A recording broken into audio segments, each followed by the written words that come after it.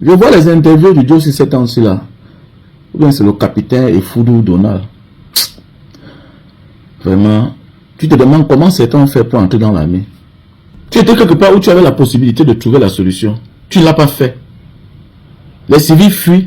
Toi aussi, tu te mets à fuir jusqu'à demander l'asile. Mais qu'on fasse quoi maintenant alors? Maintenant, tu as des milliers de kilomètres. Commence à faire les interviews. Mon frère, fais les interviews, mais enlève la tenue là sur toi. Tu n'es pas digne. Un militaire et de surcroît un capitaine, s'il ne trouve pas la solution, qui va trouver la solution? Qui? Hein? C'est honneur et fidélité. Même si c'est la mort, c'est arme à la main. Avec honneur, fidélité. Ah oui. On ne dit pas que ce que tu dis là, c'est vrai ou faux. Hein? Non. C'est que ça ne changera rien. Si toi, un vrai capitaine, tu avais fait ton travail. Donc vraiment, c'est décevant.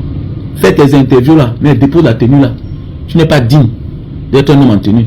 On doit se poser la question, comment certains font même pour entrer dans l'armée? Tu n'étais pas quelqu'un de dehors. Hein? Tu étais dans la maison. Dans la maison. Tu n'as pas pu. Donc ça veut dire si on souffre là comme ça, là, toi tu es pour quelque chose. Tu es pour quelque chose. Donc allons seulement. Regardez bien vos influenceurs qui veulent le changement. On dirait que parmi les influenceurs qui veulent le changement, certains ont leur camp à l'intérieur du régime. J'en ai déjà repéré quelques-uns, mais je ne vais pas citer les noms parce que lorsqu'on va venir m'attaquer, vous n'allez pas parti me défendre. Donc ne venez pas dans mon inbox pour me demander de qui est-ce que je parle. Utilisez vos cerveaux, mais je vais vous donner des indices.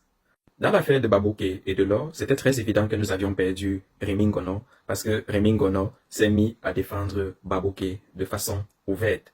Donc cela était indicatif que dans le régime, lui-même il a son clan. Donc c'est-à-dire que les gens semblent être pour le changement, mais malgré le fait qu'ils soient pour le changement, dans le régime, ils ont leur clan. J'ai pris l'exemple de Rémi Ngono car ça semble être facilement visible. C'est-à-dire que Rémi Ngono va souvent dénoncer ce que le régime fait de façon générale, mais dernièrement, on a vu que lui-même il a pris un camp parce que dès qu'on a commencé à parler de Babouké, il s'est braqué.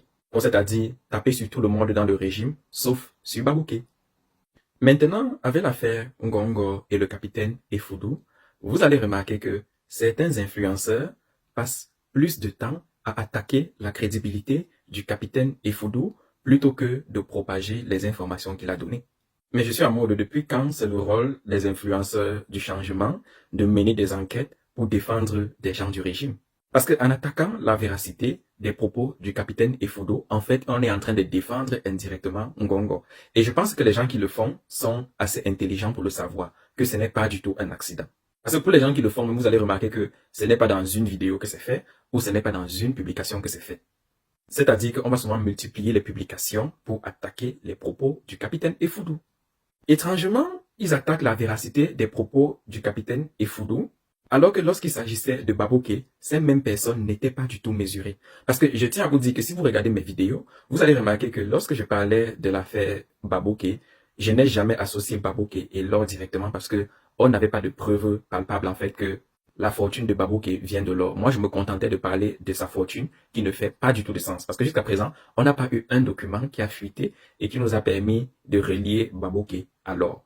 Mais ces gens qui sont aujourd'hui en train d'attaquer les propos du capitaine Efoudou, ils n'avaient pas de discours mesuré lorsqu'il s'agissait de parler de Babouké et de l'or. Donc, je suis en train de me demander, est-ce que ces personnes n'auraient pas des camps en interne du système? Ils sont pour le changement en apparence, mais soutiennent un camp du système. Et la façon dont je procède pour les repérer, c'est que je pars juste sur leur page Facebook, parce que c'est généralement plus facile sur la page Facebook, et tu scrolles en fait la page Facebook et tu vois le ratio des publications. C'est-à-dire, tu vois le ratio des publications, par exemple, qui attaquent les propos du capitaine Efoudou versus le ratio des publications qui propagent, par exemple, ces propos qui permettent d'attaquer Ngongo. Vous allez voir que certains attaquent davantage le capitaine Efoudou, mais ils ne font aucune publication qui va à l'encontre de Ngongo. Aucune publication qui dessert les intérêts de Ngongo. Certains d'entre eux sont encore en train de parler de Babouké et de l'or. Pourtant, c'est un sujet qui n'est plus vraiment d'actualité. Je ne suis pas en train de dire que ce n'est pas un sujet important, mais c'est un sujet qui n'est plus vraiment d'actualité dans le sens où, lorsque tu parles de ça, les gens sont un peu en mode déjà vu. Donc les publications ne génèrent même plus beaucoup de vues ou ça ne génère plus beaucoup de likes. Ce qui me fait m'interroger sur pourquoi est-ce qu'ils continuent à parler de ça, sachant que les gens ne sont plus intéressés à écouter cette affaire. Donc laissez-moi répéter. Certaines personnes continuent à parler de Babouké, de ses enfants Et de lors, pourtant, ça ne génère plus de vues, ça ne génère plus beaucoup de likes, ce qui veut dire que ça n'intéresse plus les gens et que ça semble être du réchauffé dans les oreilles des gens. Mais lorsqu'il s'agit d'informations qui sortent sur Ngongo, ils sont en train d'attaquer le capitaine Effoudou sans pour autant propager les informations que le capitaine Effoudou nous donne. Donc, selon vous, ils sont dans quel camp? Et selon vous, est-ce qu'ils sont en train d'attaquer Babouké de façon innocente? Maintenant, il y a également une autre catégorie. Il y a la catégorie d'influenceurs du changement maintenant qui, lorsque une nouvelle vidéo sur le capitaine Effoudou va sortir, ils vont juste partager cette vidéo, mais eux, au-dessus, ils vont mettre un message mesuré. C'est-à-dire, ils vont mettre un message, en fait, qui permet de prévenir leurs abonnés qu'il faut prendre les informations du capitaine Effoudou avec des pincettes. Pourtant, lorsque c'était Babouké, ce n'était pas le cas. Je me demande est-ce que notre rôle n'était pas juste de verser de l'huile dans du feu lorsqu'il s'agit de ces personnes-là? Ils sont maintenant devenus leurs défenseurs, en tout cas. C'est très intéressant de voir tout ça. Parce que je passe sur les pages des gens et je regarde. Parce que je tiens à préciser que pour ceux qui veulent commencer à prétendre que le capitaine Effoudou n'est pas Ibrahim Traoré, le capitaine Effoudou n'a jamais prétendu qu'il était pour le changement. Il a juste dit qu'il voulait dire la vérité, mais il n'a jamais prétendu qu'il était pour le changement, ou il n'a jamais prétendu en fait que c'est lui qui allait libérer le Cameroun. Il ne l'a jamais fait.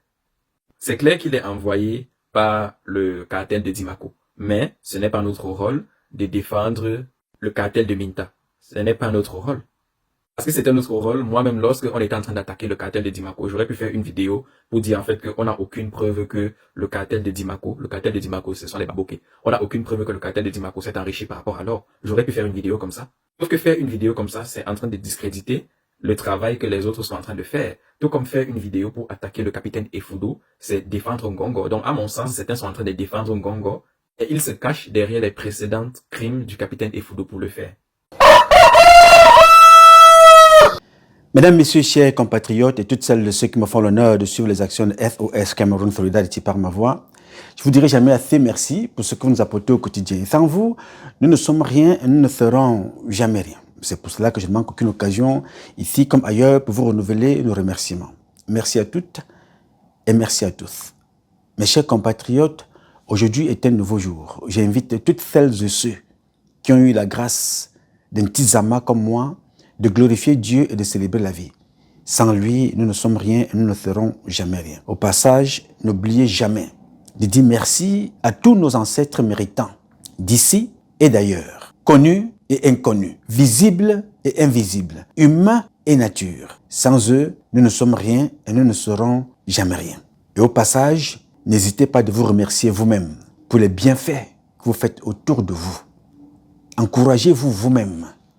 Il est très important de reconnaître, c'est pour ça que je vous dis chaque jour, quand je me lève le matin, je ne suis l'ennemi de personne. Personne n'est mon ennemi, ni mon adversaire. Je suis l'adversaire de moi-même et l'ennemi de moi-même parce que je veux être le meilleur de moi-même que je n'ai pas été hier. Je veux l'être aujourd'hui pour demain. Donc, apprenez à vous glorifier, à vous célébrer vous-même dans tout ce que vous faites comme effort, dans la générosité.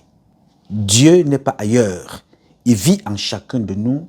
Et je vous le dis, aujourd'hui, et je vous le dirai toujours, la publication que le sujet que nous allons évoquer aujourd'hui est en partie dans le comportement de chacun d'entre nous. Chaque fois que tu poses des actes positifs dans le sens du bien, la récompense est jusqu'à l'infini. Chaque fois que tu poseras les actes du mal, les conséquences seront aussi à l'infini.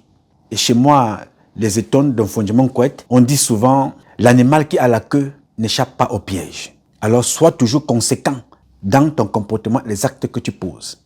Parle toujours de ce que tu sais et parle toujours de ce que tu peux justifier. Il est très important que tu notes ça aujourd'hui et maintenant.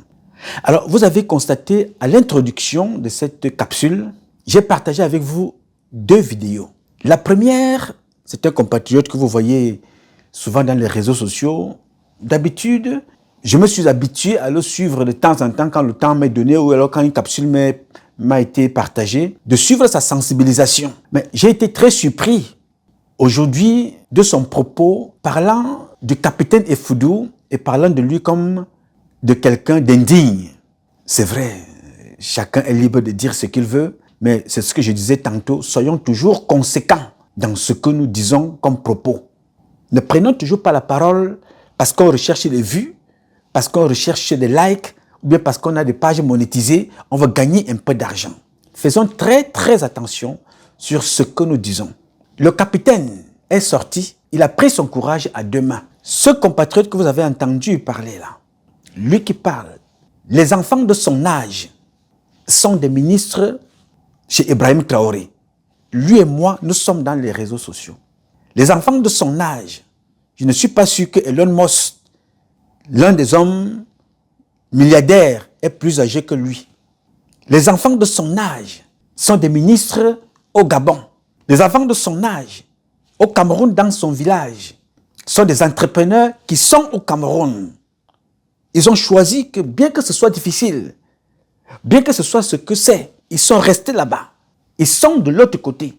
Les enfants de son âge sont des médecins. Ils opèrent. Les enfants de son âge sont des médecins en Allemagne, sont des médecins aux États-Unis, sont des enseignants. Et même dans la ville dans laquelle il vit, il y a des enfants de son âge qui sont là-bas. Alors s'il est dans les réseaux sociaux, ça veut dire qu'il a choisi de venir parler ce qu'il est capable d'analyser, de dire, de partager, de sensibiliser, de dénoncer, de proposer. Mais de ne jamais se moquer, il n'a pas qualité à juger qui est digne et qui est indigne à partir de sa position de quelqu'un qui vit en exil, de quelqu'un qui vit hors du Cameroun. Alors, ça rejoint ce que je vous ai dit. Nous sommes dans la diaspora. Le jeune homme qui a parlé en deuxième position a relevé un point. Paul Biya est l'homme le plus mauvais. Président Paul Biya, il est l'homme le plus mauvais. C'est le président de la République. C'est lui qui a fait nommer Ngongo Ferdinand, Mvondo Yolo, Oswald Baboki, Mbargangele Mbargomboa, qui a nommé Galaxy Toga. C'est lui qui a fait nommer Ferdinand Ngongo. C'est lui qui a fait nommer tous ces gens-là qui nous ont mis dans la situation dans laquelle nous nous trouvons aujourd'hui. Tout ce que nous vivons au Cameroun aujourd'hui, c'est moi, Nouma, qui suis responsable en fonction de la position que le président m'a donnée. Mais ce monsieur qui trouve le capitaine indigne et le propos du second intervenant vous démontre qu'est-ce que c'est que le Camerounais dans son ensemble. Ce deuxième intervenant explique très bien, il a constaté, il est surpris de constater qu'il y a des gens qui soutiennent, les gens soutiennent Ngongo Ferdinand. C'est surprenant. Les mêmes personnes qui condamnent Paul Biya, les mêmes personnes qui condamnent Oswald Baboke, les mêmes personnes qui parlent de Mvondo Yolo, ces gens-là soutiennent Ngongo Ferdinand. Ça vous démontre le degré de bipolarité de certains d'entre nous, le degré du mercantilisme de certains d'entre nous, qui ne pensent pas pour eux, ils ne s'expriment pas pour lui, ils s'expriment parce que c'est peut-être la panse qui parle à travers la bouche, la panse qui parle à travers la bouche. Lui trouve le capitaine indigne. Je ne sais pas si le même compatriote qui parle là, il trouvera Kamto d'indigne et qu'il sortira un jour, dit que Kamto a été indigne. Moi, je ne trouve pas Kamto indigne. Jamais. Il peut y avoir des divergences. Je ne suis pas du même bord politique. Je ne partage pas ce qu'il dit. Je ne soutiens pas ses propos et sa démarche. Nous sommes opposés dans nos convictions. Je respecte sa position, mais je ne le trouverai jamais indigne. Il a choisi son chemin. Il est un homme respectable dans son domaine. Je vais donc critiquer, apporter des observations dans sa démarche sur l'espace public du bien qui nous est commun. Parce que moi, Nouma Patrice Freeman, je suis un actionnaire majoritaire du patrimoine Cameroun. Alors je parlerai avec Kamto sur l'espace public de débat de ce qui nous est en commun, notre bien. Comment comptes-tu s'y prendre pour que notre bien puisse être partagé? Voici, je pars par les élections. Kamto parle. Je vais par les élections. Je lui dirai, moi non, frangin, aîné, je ne partirai pas par les élections avec M. Biya. Parce que je sais que personne ne gagnera Biya. Personne. Qui que tu sois ne gagnera Biya. Et ça se démontre aujourd'hui par les comportements de ce que vous venez d'écouter. Et personne ne peut gagner Biya, d'autant plus que ça a été préparé par mes parents à moi pour que personne ne gagne Biya, qui sont aussi les parents de ce compatriote qui parle à la personne de M. Albert Zongang, qui vous a dit, nous ici, que si Paul Biya est là jusqu'aujourd'hui, c'est lui, Albert Zongang, qui a pris les élections de John Fundi, gagnant en 92, et il a remis à Paul Barthélémy Biyabi Mvondo. Lui, je ne sais pas si ce compatriote dirait d'Albert Zongang qu'il est indigne. Alors, vous étiez en 92, avant la pub, hein, on sera cool sur la question. En 92, vous êtes au RDPC. Oui. Dites-nous la vérité aujourd'hui. Qui avait gagné l'élection de 92? Frundi. Et qui a triché, nous? Parmi lesquels vous? Oui. Donc, Vous-même? Moi, je crois que j'étais même l'instigateur. Vous savez la question qui s'est posée? Laquelle? On a constaté que Biya avait perdu. Et il s'est posé un véritable dilemme. Nous étions... Je peux citer les morts, mais j'ai peur que les vivants craignent. Nous étions au centre, Fauchivé, à Kamifou, à Madouali, Zemeka, Papa Achou, Achidi Achou. Achille Achou, oui. Achidi Achou. Et j'avais dans mon équipe Zéro Mort et Henri Bandelot pour la communication. On a constaté que Biya avait perdu. Et je vous assure... Dans tout le Cameroun ou seulement à l'ouest ou ailleurs? Au nord-ouest. Il avait perdu partout. Il avait perdu partout. Sur le plan général? Sur le plan général. Dans tout cas, Frundi avait gagné. Alors, il s'est posé un véritable problème. Et c'était là où la conscience de chacun était appelée. Est-ce qu'on va laisser Frundi gouverner ce pays? Première question à tout le monde. Non. On ne peut pas laisser Frundi. Qu'est-ce qu'on fait? On change au profit de Bouba Bello, d'Adamou Damjoya ou de Kindi. Parce que les trois sont potables. On accepte. Mais lui, non. Moi, en tant que fils du péciste, j'étais le numéro 1 non. Je ne sais pas si ce compatriote aura le courage de venir dire publiquement que le père Albert Zongang, la NAS dans laquelle nous nous retrouvons aujourd'hui, tu es responsable à 70% et Biyabi Mvondo président à 30%. Parce que c'est toi, tu le dis de façon avec fierté. Je dis voilà, si Paul Biya est là, c'est moi. J'étais l'instigateur.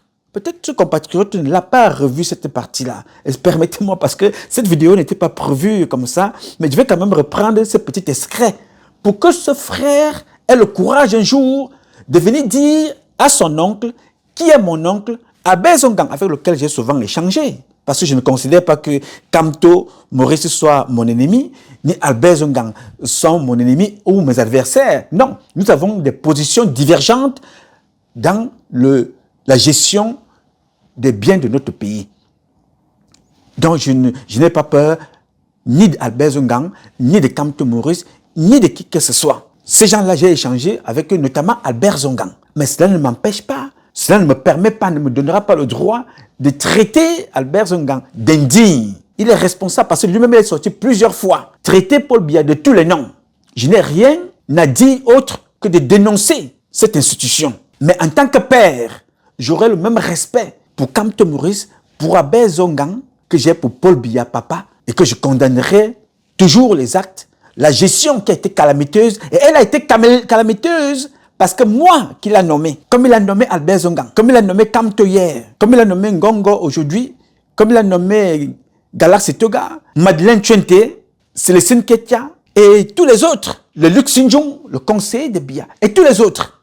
Tout ce que nous vivons aujourd'hui part d'une élection. Je veux que cet enfant-là, ce compatriote, réécoute le propos qui nous met dans cette situation-ci, dans la dignité, la haute grande dignité de Albert Zongang. Écoutons et regardons. Alors, vous étiez en 92, avant la pub, hein, on sera cool sur la question. En 92, vous êtes au RDPC. Oui. Dites-nous la vérité aujourd'hui. Qui avait gagné l'élection de 92? Frundi.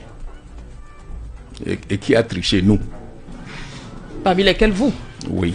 Donc, Vous-même? Moi, je crois que j'étais même l'instigateur. Vous savez la question qui s'est posée? Laquelle? on a constaté que Biya avait perdu. Et il s'est posé un véritable dilemme. Nous étions, je peux citer les morts, mais j'ai peur que les vivants craignent. Nous étions au centre, Fauchivé, à Kamifou, à Madouali, Zemeka, Papa Achou, Achidi Achou. Achidi Achou, oui. Achidi Achou. Et j'avais dans mon équipe Zéro Mort et Henri Bandelot pour la communication. On a constaté que Biya avait perdu. Et je vous assure... Dans tout le Cameroun ou seulement à l'ouest ou ailleurs? Au nord-ouest. Il avait perdu partout. Il avait perdu partout. Sur le plan général? Sur le plan général. Dans tout cas, Frondi avait gagné. Alors, il s'est posé un véritable problème. Et c'était là où la conscience de chacun était appelée. Est-ce qu'on va laisser Frondi gouverner ce pays? Première question à tout le monde. Non. On ne peut pas laisser Frondi. Qu'est-ce qu'on fait? On change au profit de Bouba Bello, d'Adamou Damjoya ou de Kindi. Parce que les trois sont potables. On accepte. Mais lui, non.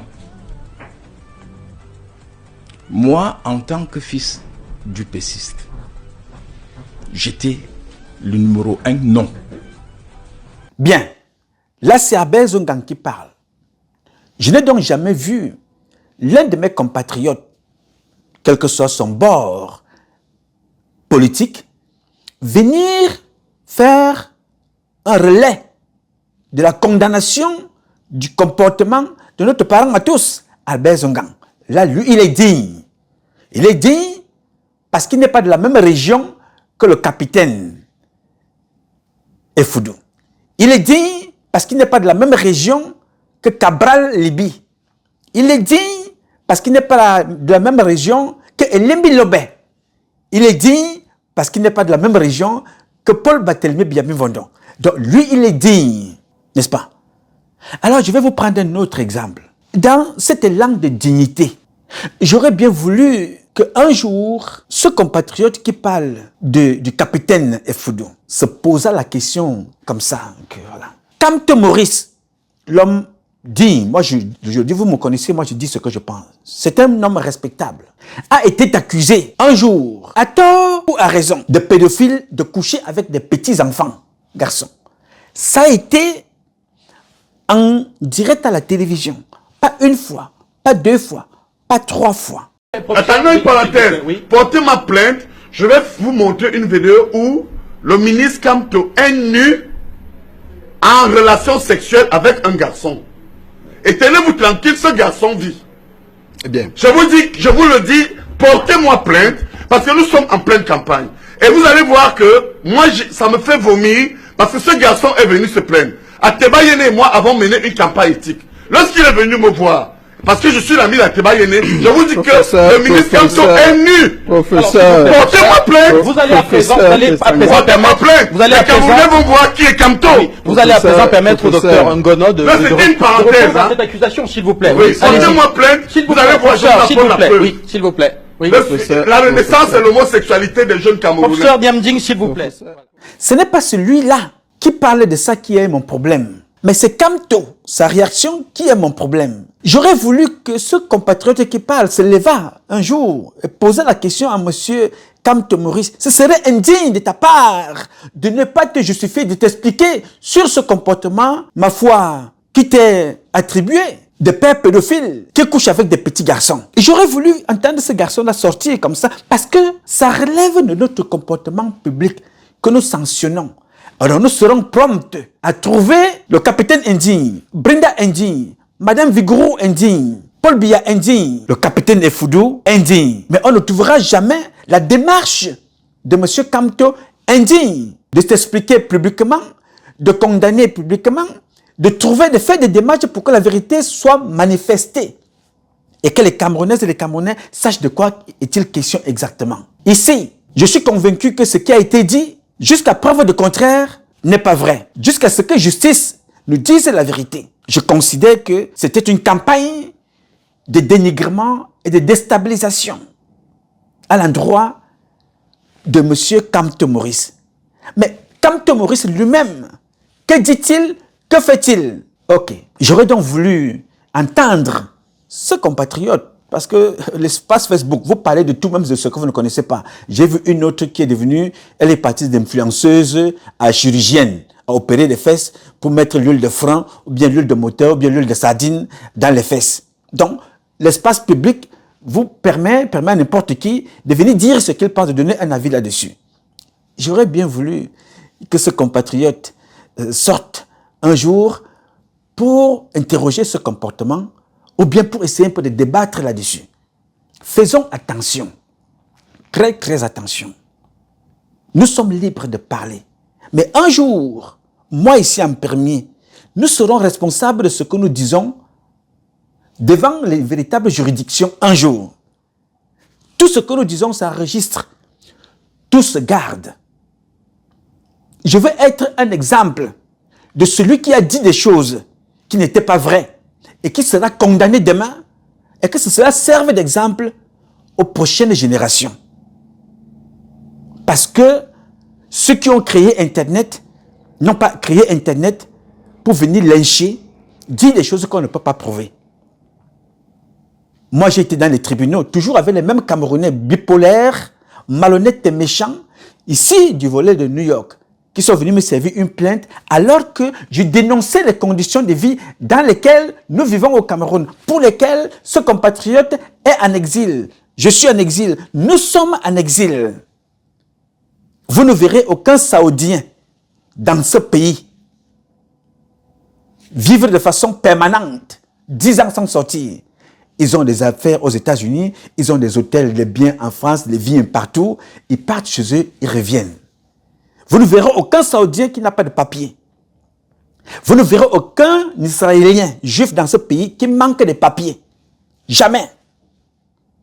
Mais vous verrez des Camerounais qui passeront leur temps comme moi ici à bavarder ce qui ne leur concerne pas, à dénoncer ceux qui n'ont pas de papier. Ce comportement-là démontre un comportement des gens qui passent tout simplement leur temps, comme nous autres là, à parler des choses qu'ils ne peuvent pas justifier, ne peuvent pas expliquer.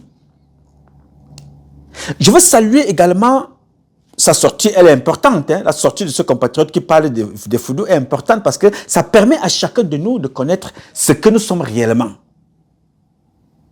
Et je veux saluer également la sortie du deuxième intervenant qui sort, qui dit, vous avez constaté que sur des pages de ceux qui condamnent Biya et condamnent tout le monde, personne ne parle de Ngongo Ferdinand. C'est la panse qui parle et c'est l'argent qui parle. Vous avez compris. Je veux saluer ce garçon qui a fait cette remarque-là. Et vous avez l'impression que vous fonctionnez avec des buzz. Ce dossier, je parle de ce dossier depuis 3 ans. Je n'ai pas dit il y a 3 ans.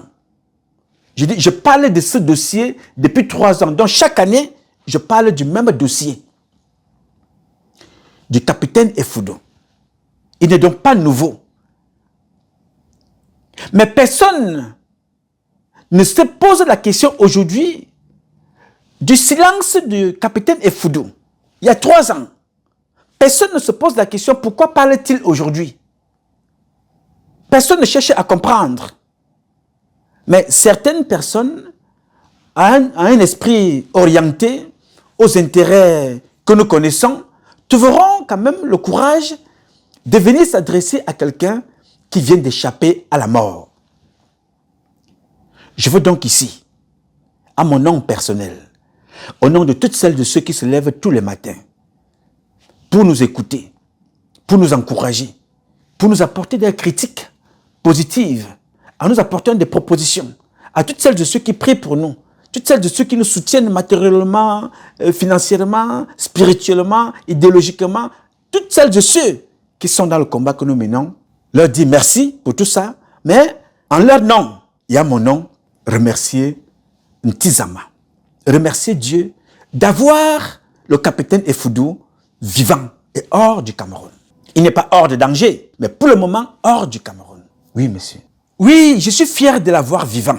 Parce que pour l'information de ce monsieur qui parle, je voudrais lui poser la question s'il connaît qui on appelle Ngambu Isaïe. Ngambu Isaïe est un général. Peut-être des divisions, je sais pas. Ngambu Isaïe est un général. Ce Ngambu Isaïe-là, il a fallu 38 secondes pour qu'il soit débarqué. Un après-midi. 38 secondes. Pour une histoire qui n'avait rien avec l'armée. Peut-être que tu n'as pas suivi cette histoire-là, compatriote. Je ne t'en veux pas. Ce que j'observe tout simplement, c'est votre capacité volubile à s'intéresser sur des choses dont vous ne pouvez pas expliquer. Parce que tout le monde est à votre portée. On peut se lever, on insulte Dieu, Ntizama, on insulte Jésus, Mohamed. Mais on ne s'insulte pas, on ne s'interroge pas soi-même. C'est cette capacité-là à toujours trouver des choses à dire à l'autre sans faire une autocritique sur soi-même. Si vous ne connaissez pas qui était le général aujourd'hui en deuxième section, Ngambu Isaïe, écoutez attentivement cet extrait vidéo. Écoutez et regardez. C'est un coup de tonnerre. Le général de division Ngambu Isaïe est envoyé en deuxième section, tel que clairement libellé par ce décret signé du président de la République, Paul Biya, ce mercredi 5 juillet 2023. Cette mise en retraite intervient 4 jours après le coup de colère de ce dernier à l'endroit du ministre de l'administration territoriale, Paul Atangandi. Où un général de division a mis son nom, il ne saurait me traiter d'individu sans foi ni loi. Je le dis devant le bon Dieu. Il n'en a pas le droit de traiter un général nommé avant lui. Le petit qui partira avant lui. Je suis général toute ma vie. Dans un contexte de refondation pour la reconstruction de l'église évangélique du Cameroun, lancé depuis le synode général de Banganté en 2022, le ministre Paul Atangandi s'opposait explicitement par communiqué à la réforme divisionniste menée par le général Ngambu Isaïe sous la dénomination de l'Église évangélique du Cameroun, en abrégé EECD, tel que le décrit le décret du 14 octobre 1974, estimant selon lui que les porteurs de ce projet étaient tous issus de l'EEC. Bien, ça c'était Ngambu Isaïe. Il a été débarqué un après-midi, un décret qui a été lu en 38 secondes. Mais vous ne comprenez pas qui est Ngambu Isaïe. Ce monsieur que vous voyez est plus important au Cameroun. Hier a été plus important. L'est aujourd'hui et le sera demain. Plus que Ferdinand Ngongo, plus que Paul Atangandi, plus que moi que vous voyez là. En tant que né, ce monsieur-là, il est parmi les gens il a géré l'opération Delta. Dans ton ignorance, parce que l'ignorance n'est pas une insulte, c'est une maladie. L'ignorance est une maladie. Elle devient incurable quand on refuse de se soigner. Et le seul traitement pour soigner l'ignorance, c'est aller au contact de ceux qui savent ce que vous ne savez pas. C'est aller aux côtés, apprendre aux côtés de ceux qui savent ce que vous ne savez pas. Alors pour soigner ton ignorance, la non-connaissance, ce monsieur-là, c'est lui qui a géré Bakassi. Bakassi, pour lequel certains d'entre vous se targuent que non, Kamto a beaucoup fait pour Bakassi. C'est vrai. Kamto n'a pas été un élément négligeable. Il a même été digne de représenter le Cameroun à ce niveau-là. Mais avant lui, il y a Ngambu Isaïe qui a perdu ses enfants militaires qui sont morts là-bas parce que l'opération Delta était gérée par Ngambu Isaïe. Il n'a pas géré que ce poste-là. Je te prends là, quelqu'un qui est sur un théâtre de guerre. Mais pour une position civile, un problème public de religion au quartier, qui n'a rien à voir avec une indiscipline militaire, qui n'a rien à voir avec quelque chose d'ordre militaire. Il a été débarqué sans toute autre forme de procédure, mis à la retraite. Deuxième section, pour ton information, quand on te met en deuxième section, ça veut dire que c'est fini. Tu es en deuxième, en retraite, pour les officiers généraux. Je n'ai pas vu ce garçon sortir pour condamner ce comportement qui n'est pas un comportement de Paul Biya. Pour ton information, ce n'est pas un comportement de Paul Biya. C'est un comportement du réseau dont on peut interroger la légalité de la signature et des décrets. Pour un problème qu'il a eu au quartier avec Atangandji concernant l'église, M. Atangandji a parlé à ce monsieur-là, à ce général, avec beaucoup de dédain, beaucoup de mépris. Il a dit non, faites attention. Je suis général aujourd'hui, je le serai éternellement. Que je sois au quartier, ou je sois couché, ou je sois mort, on dira toujours le général Esaïe Ngambo. Donc voilà un cas au quartier, à Tangandji, un bandit. Je ne dis pas bandit ici, parce que pour le plaisir de vous autres. Parce que moi, à l'époque, soldat à la civile, militaire dans les services de renseignement, nous avons entendu Paul Atangandji dans ses escroqueries. Dans ce qu'on présente au président, tous les jours, chacun avec son profil, des profils différents qui ne peuvent servir que de leurs intérêts criminels, on amène Atangandji aujourd'hui, il a deux fonctions. Et qui est son patron direct? C'est Ferdinand Ngongo, qui est le responsable, le département, parce que Atangandji est, pour ton information, frangin, le secrétaire permanent du Conseil national de sécurité, qui est rattaché, pas à la présidence de la République, chez Paul Biya, mais au secrétariat chez Ngongo. Donc c'est Ngongo qui est son patron. Donc, en décidant de faire débarquer Ngambo Isaïe, c'est parce que Atangandji travaille pour Ngongo Ferdinand, au vu du décret 412-2011, signé le 9 décembre 2011. Pour ton information toujours.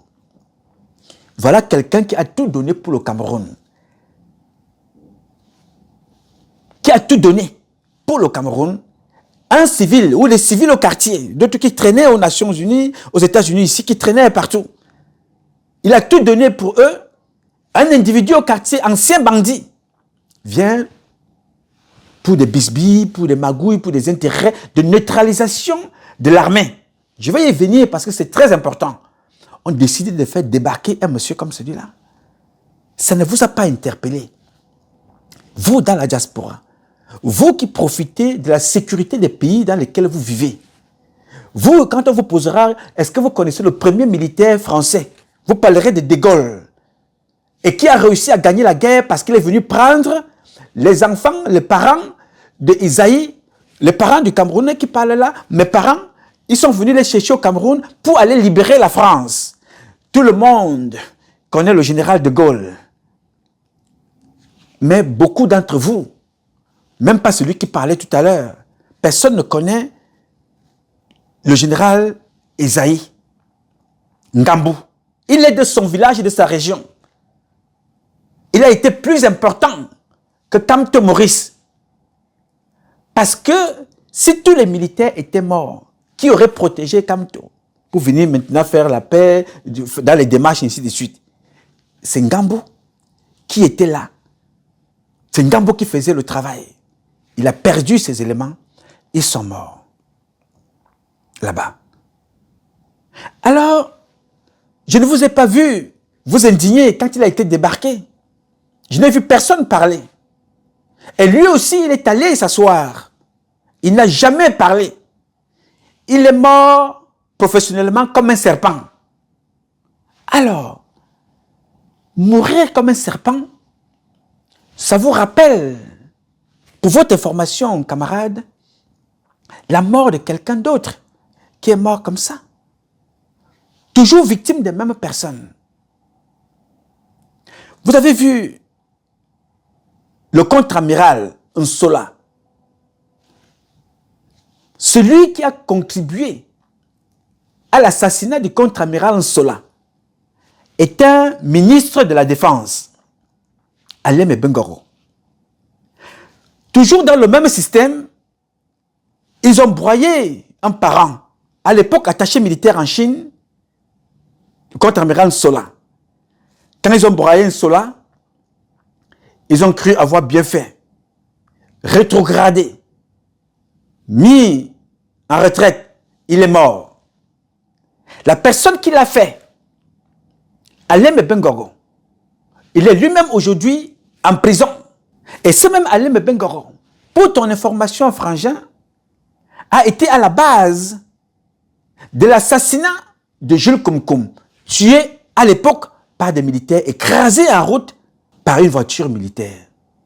Je suis heureux, moi, Nouma Patrice Freeman, de voir aujourd'hui le jeune capitaine Effoudou dans la diaspora vivant.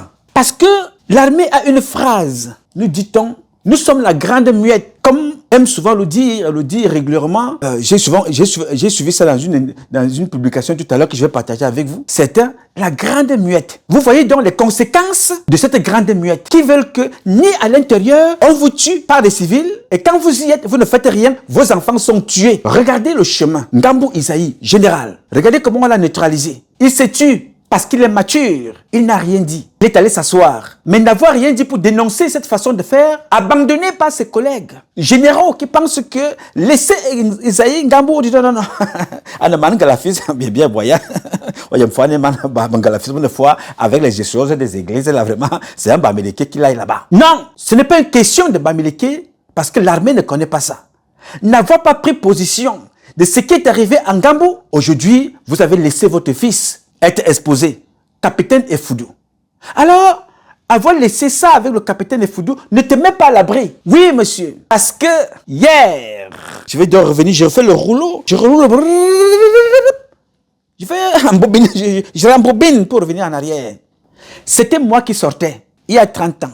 Et je vous avais dit dans une vidéo, j'avais refusé de parler là-bas dedans pour ne pas mettre ma première famille en difficulté. Sortant de là, parce que je ne voulais pas parler étant là-bas à l'intérieur, je voulais protéger et la cohésion et la stabilité et le chef suprême des forces armées et parlant à l'extérieur. Personne ne s'est mis de mon côté pour poser la question que, mais attention, qu'est-ce qui se passe au juste? Mais bizarrement, dans l'optique, avec le temps, je le comprends ici et je l'interprète comme tel. Dans l'optique de me contrôler ou bien de vouloir je ne sais pas trop quoi, c'est Atanganji qui était venu me rencontrer ici, aux États-Unis. En 2014, nous sommes là au mois de septembre. Cela s'était passé à Washington DC. Notre rendez-vous est documenté, tous les éléments sont documentés. Cette séance de travail, me posant la question, qu'est-ce qui n'a pas marché en 2014?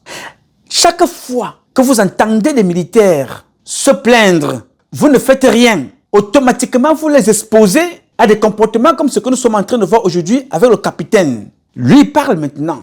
Il est hors. Mais vous êtes de l'autre côté, la question ne se pose pas, mais il faut tout faire pour l'empêcher de parler. Et toi qui fais tout pour l'empêcher de parler, tu crois être en bonne position parce que tu es encore en poste quelque part pour lequel tu bénéficies des avantages jusqu'à ce que ça te tombe sur la tête. Et ce sont toujours les mêmes civils. Quand tu ne serais plus capable de répondre à leurs aspirations aristocratiques, tu seras une victime et tu te retrouveras dans la même liste. Parce qu'avant le capitaine que vous voyez là, Effoudou, vous avez un colonel qui est dehors. Le garçon qui parle là, il n'est pas informé. Parce que ce n'est pas son domaine. Alors quand ce n'est pas ton domaine, tu la fermes, tu te tais. Ce n'est pas son domaine de comprendre que avant le capitaine Effoudou, il y a un autre colonel qui est dehors. Il s'appelle le colonel Motogo. Le gars qui a formé les forces spéciales, créé les forces spéciales au Cameroun, c'est le colonel Motogo. Il n'est pas au Cameroun. On ne cherche pas à savoir qu'est-ce qui n'a pas marché. Que dit-on au président concernant ce colonel? Pas voir un rang de général aujourd'hui si les choses avaient fonctionné normalement. Où est-il? Que se passe-t-il? Pourquoi ne peut-il pas rentrer au Cameroun pour le moment? Qu'est-ce qui n'a pas marché? On ne pose pas de questions. On a dit, c'est le colonel Motogo. Ah, non, c'est le général Ngambou Isaïe. Non, c'est le capitaine Effoudou. Non, c'est Patrice Nouma. Non, c'est Junior Zogo. Non, c'était toujours, et vos enfants ne font que partir. Pendant ce temps, les civils sont en train de prendre le contrôle de votre idéologie. Dans l'armée, nous ne dépendons pas des civils. Quand vous regardez les décrets là, je me sens donc heureux et fier aujourd'hui de voir le capitaine Effoudou vivant. Pourquoi? Parce que ce capitaine Effoudou vivant a échappé à la mort comme le garçon que vous voyez là. Ce garçon, vous allez comprendre pourquoi je vous parlais de lui. Il s'appelait Jean-Louis Mbenga. Jean-Louis Mbenga, les rapports, et les mêmes rapports qui nous parlaient de Martinez Zogo, dont on ne veut pas vous donner la vérité, le même rapport dont on accuse aujourd'hui Ferdinand Ngongo d'être l'auteur, autrement dit le commanditaire de l'assassinat de Martinez Zogo. D'autres rapports nous amènent aussi vers d'autres cieux, vers d'autres victimes. Donc le garçon que vous voyez, qui s'appelait Jean-Louis Mabenga était lieutenant. Il travaillait à la DGRE. Beau garçon, intelligent. Il a intégré les forces de défense. Sa maman n'a pas fait 2 enfants. Elle avait un seul et unique enfant. Cet enfant-là a été assassiné. Assassiné parce que, nous dit-on, il entretenait des relations compliquées avec la femme de Ngongo Ferdinand, appelée Céline Ngongo. Donc, leur relation n'était pas une relation amoureuse. Leur relation était une relation basée sur le sexe et le prélèvement de spermatozoïdes qui était revendu à Madame Ngongo Ferdinand contre certains petits avantages, plus de l'argent. Je persiste. Le Cameroun n'a pas de problème. Le Cameroun n'a que le problème de son élite. C'est l'élite qui cause tous les problèmes que nous avons. L'élite s'enrichit, elle est injuste, elle est dans l'homosexualité. Regardez un journal, Triévenal, révélation satanique d'une prostituée de luxe. J'ai vendu du sperme au ministre. Voilà le journal. On n'a pas dit qu'on a vendu au Bayam Salam ou au motoman ou aux étudiants. On a vendu au ministre. Alors, la question c'est, quand le ministre achète le sperme, c'est pour faire quoi avec? C'est le sperme de qui? C'est ça la question. Vous avez lu le livre de Titus Edouard. Il dit que il y a des séances pour boire le sang. C'est le sang de qui? Dans la séance là, c'est qui et qui et qui et qui? Il y a un livre qui circule. Allez sur le net, Cameroun 100%. Vous entendez ce que Balango dit? Il raconte comment on tue les gens, on égorge les gens, etc. Est-ce que c'est ça que le président Paul Biya nous a promis? En 1982, le président Paul Biya a dit rigueur, moralisation, justice sociale, etc. 30 ans plus tard, nous sommes dans la vente du sperme. On boit le sang, on égorge les enfants.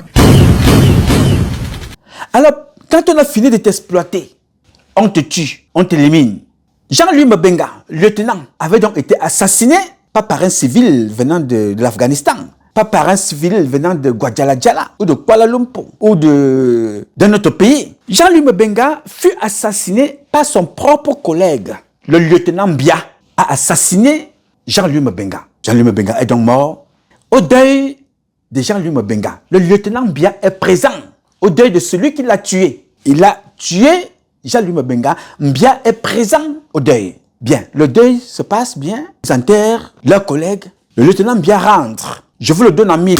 Le lieutenant Bia fut aussi à son tour assassiné. C'est ça la loi de la mafia. Le lieutenant Bia fut aussi assassiné à son tour. Pourquoi? Pour ne pas laisser des traces. Parce qu'on a vu sa faiblesse. Il a obéi. On a compris que non, c'était une cible qu'on pouvait exploiter. Est-ce que c'était son premier crime? Il en avait déjà fait comme ça plusieurs. Et le lieutenant Bia, c'est qui? C'est l'un des petits-fils de Borotitus, l'ancien patron de la garde présidentielle. Éliminé. Jean-Louis Mabenga, éliminé, enquête classée sans suite. Mbia, éliminé, enquête classée sans suite. Tous ces enfants-là, ces choses-là, nous dit-on d'après les rapports, ça se passe sous l'ère Maxime Eko, qui était le patron de la DGRE à l'époque. Lui, il était protégé en ce moment-là. Nous dit-on, tout ça se faisait avec sa supervision. J'ai des données sortant du portable de ces garçons. Vous voyez l'image que vous voyez là? Ça sort de son portable. J'ai beaucoup d'autres images comme ça. Il est chez lui à la maison, des vidéos. Il devait se marier dans les prochains jours. Il a donc été assassiné. Maxime Eko, lui qui se sentait à son niveau protégé en tant que patron de la DGRE, n'a rien fait, n'est-ce pas? Il pensait qu'il était protégé. Aujourd'hui, il médite son sort en prison. Victime de la même personne auprès de qui il a été utile hier. Bien, vous voyez donc là où je vais vous amener. Ngongo Ferdinand, Jean-Louis Mabenga, Mbia, et d'autres qui sont en prison là-bas toujours pour la même chose. Justin Dangwing, victime de la même personne. Jusque-là, les militaires dorment. Les généraux dorment. Ils pensent qu'ils sont en sécurité. Bon, j'y reviens. Dans le même processus de la commercialisation du spermatozoïde, le cousin direct de Jean-Louis Mabenga, qui connaissait qu'il était en contact avec Madame Céline Ngo, son cousin direct, le beau garçon que vous voyez là, s'appelait Ondobo. Son petit nom, Franck, a continué à livrer son propre sperme à Madame Ngongo après une relation sexuelle sous préservatif. Il donnait donc son sperme à Madame Ngongo, Céline Ngo. Cet enfant que vous voyez là sera aussi retrouvé mort devant sa chambre. On trouve le corps là. Il est couché là comme ça là, déjà mort à l'hôpital. En blanc là, c'est son corps, ce n'est pas... C'est le corps de Ondobo. C'est son corps là, il est mort. Vous avez un autre petit garçon, très petit, très jeune. Celui que vous voyez là, on l'appelle Merveille, on l'appelait Merveille. Son père était le cuisinier de Ngongo Ferdinand. Cet enfant sera retrouvé mort à la maison, dans la maison de Ngongo, jeté dans la piscine de Ngongo, bien dans son lac là-bas, whatever. L'enquête sera classée sans suite. Jusqu'aujourd'hui, Ngongo c'est le patron de la police. Ngongo c'est le patron de la gendarmerie. Parce que son épouse Galaxy Toga ne peut rien faire. Ngongo c'est le patron de la DGRE. L'enquête restera classée sans suite jusqu'aujourd'hui. Jusqu'à quand les militaires, les civils, les officiers supérieurs, les officiers subalternes seront-ils tués comme ça par une seule personne? Personne ne bouge. Personne. Et je veux attirer votre attention ici. Les prochaines cibles de Ngongo Ferdinand, il y en a deux.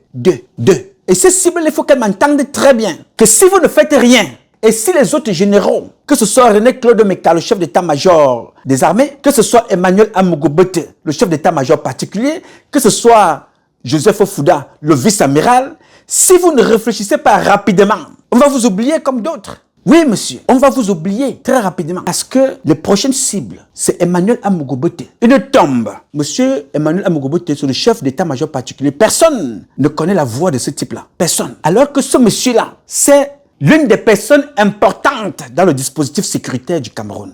C'est-à-dire, rien ne peut passer par le président directement sans passer par lui. Rien ne peut sortir de chez le président sans passer par Amugobote Emmanuel. Donc, si on dit qu'un dossier, un document est sorti, signé, et que le document est faux, là dehors, ça veut dire qu'il n'est pas passé par Amugobote. Parce que tout ce que le président signe concernant les militaires passera par lui, parce qu'il est la frontière, il est l'équilibre entre le civil et le militaire. Et je dis donc à mes parents, vous, si vous ne faites rien pour le moment, en voyant ce qui se passe là, à gauche et à droite, vous ne faites rien, attendez-vous, ça va vous arriver.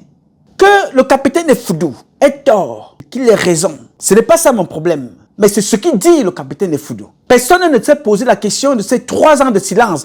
Qu'est-ce qui s'est passé? Qu'est-ce qui n'a pas marché? Parce que, pour votre information, quand le capitaine Efoudou est convoqué, ça, je vais revenir sur ce volet-là. Je vais y revenir un peu plus tard. Je ne vais pas brûler les étapes. Je vais y revenir. Quand il a été entendu à la gendarmerie, je vais y revenir. Je voudrais donc dire ici que Ngongo Ferdinand est le centre de tout ce qui va mal dans notre pays en ce moment. Ce n'est un secret pour personne. Biya Bivondo n'a pas 50 ans et plus comme moi. Le président Biya a 100 ans et plus. Et moi, je ne peux pas me sentir vaincu. Non. Donc, n'attends rien. Parce que les mêmes personnes qui voulaient tuer Efoudou, les mêmes personnes qui ont détruit la carrière du capitaine Efoudou, parce que s'il était resté, il serait peut-être commandant aujourd'hui depuis 3 ans. Ces mêmes personnes-là ont détruit les enfants du président. Parce que le président a confié la sécurisation de ses enfants, Ngongo Ferdinand, à Evinando. Les Evinando, le cabinet civil, c'est eux qui avaient la sécurité de Brenda, de Junior. Pourquoi je vous parle de ça? Parce que quand vous voyez ces gens-là, venez détruire vos vies, détruire les vies de vos parents. Ils ont d'abord commencé par détruire les vies de celui-là même qui les a nommés. Vous publiez les vidéos de Brenda aujourd'hui avec beaucoup de moquerie. Vous dites, voilà la fille du président.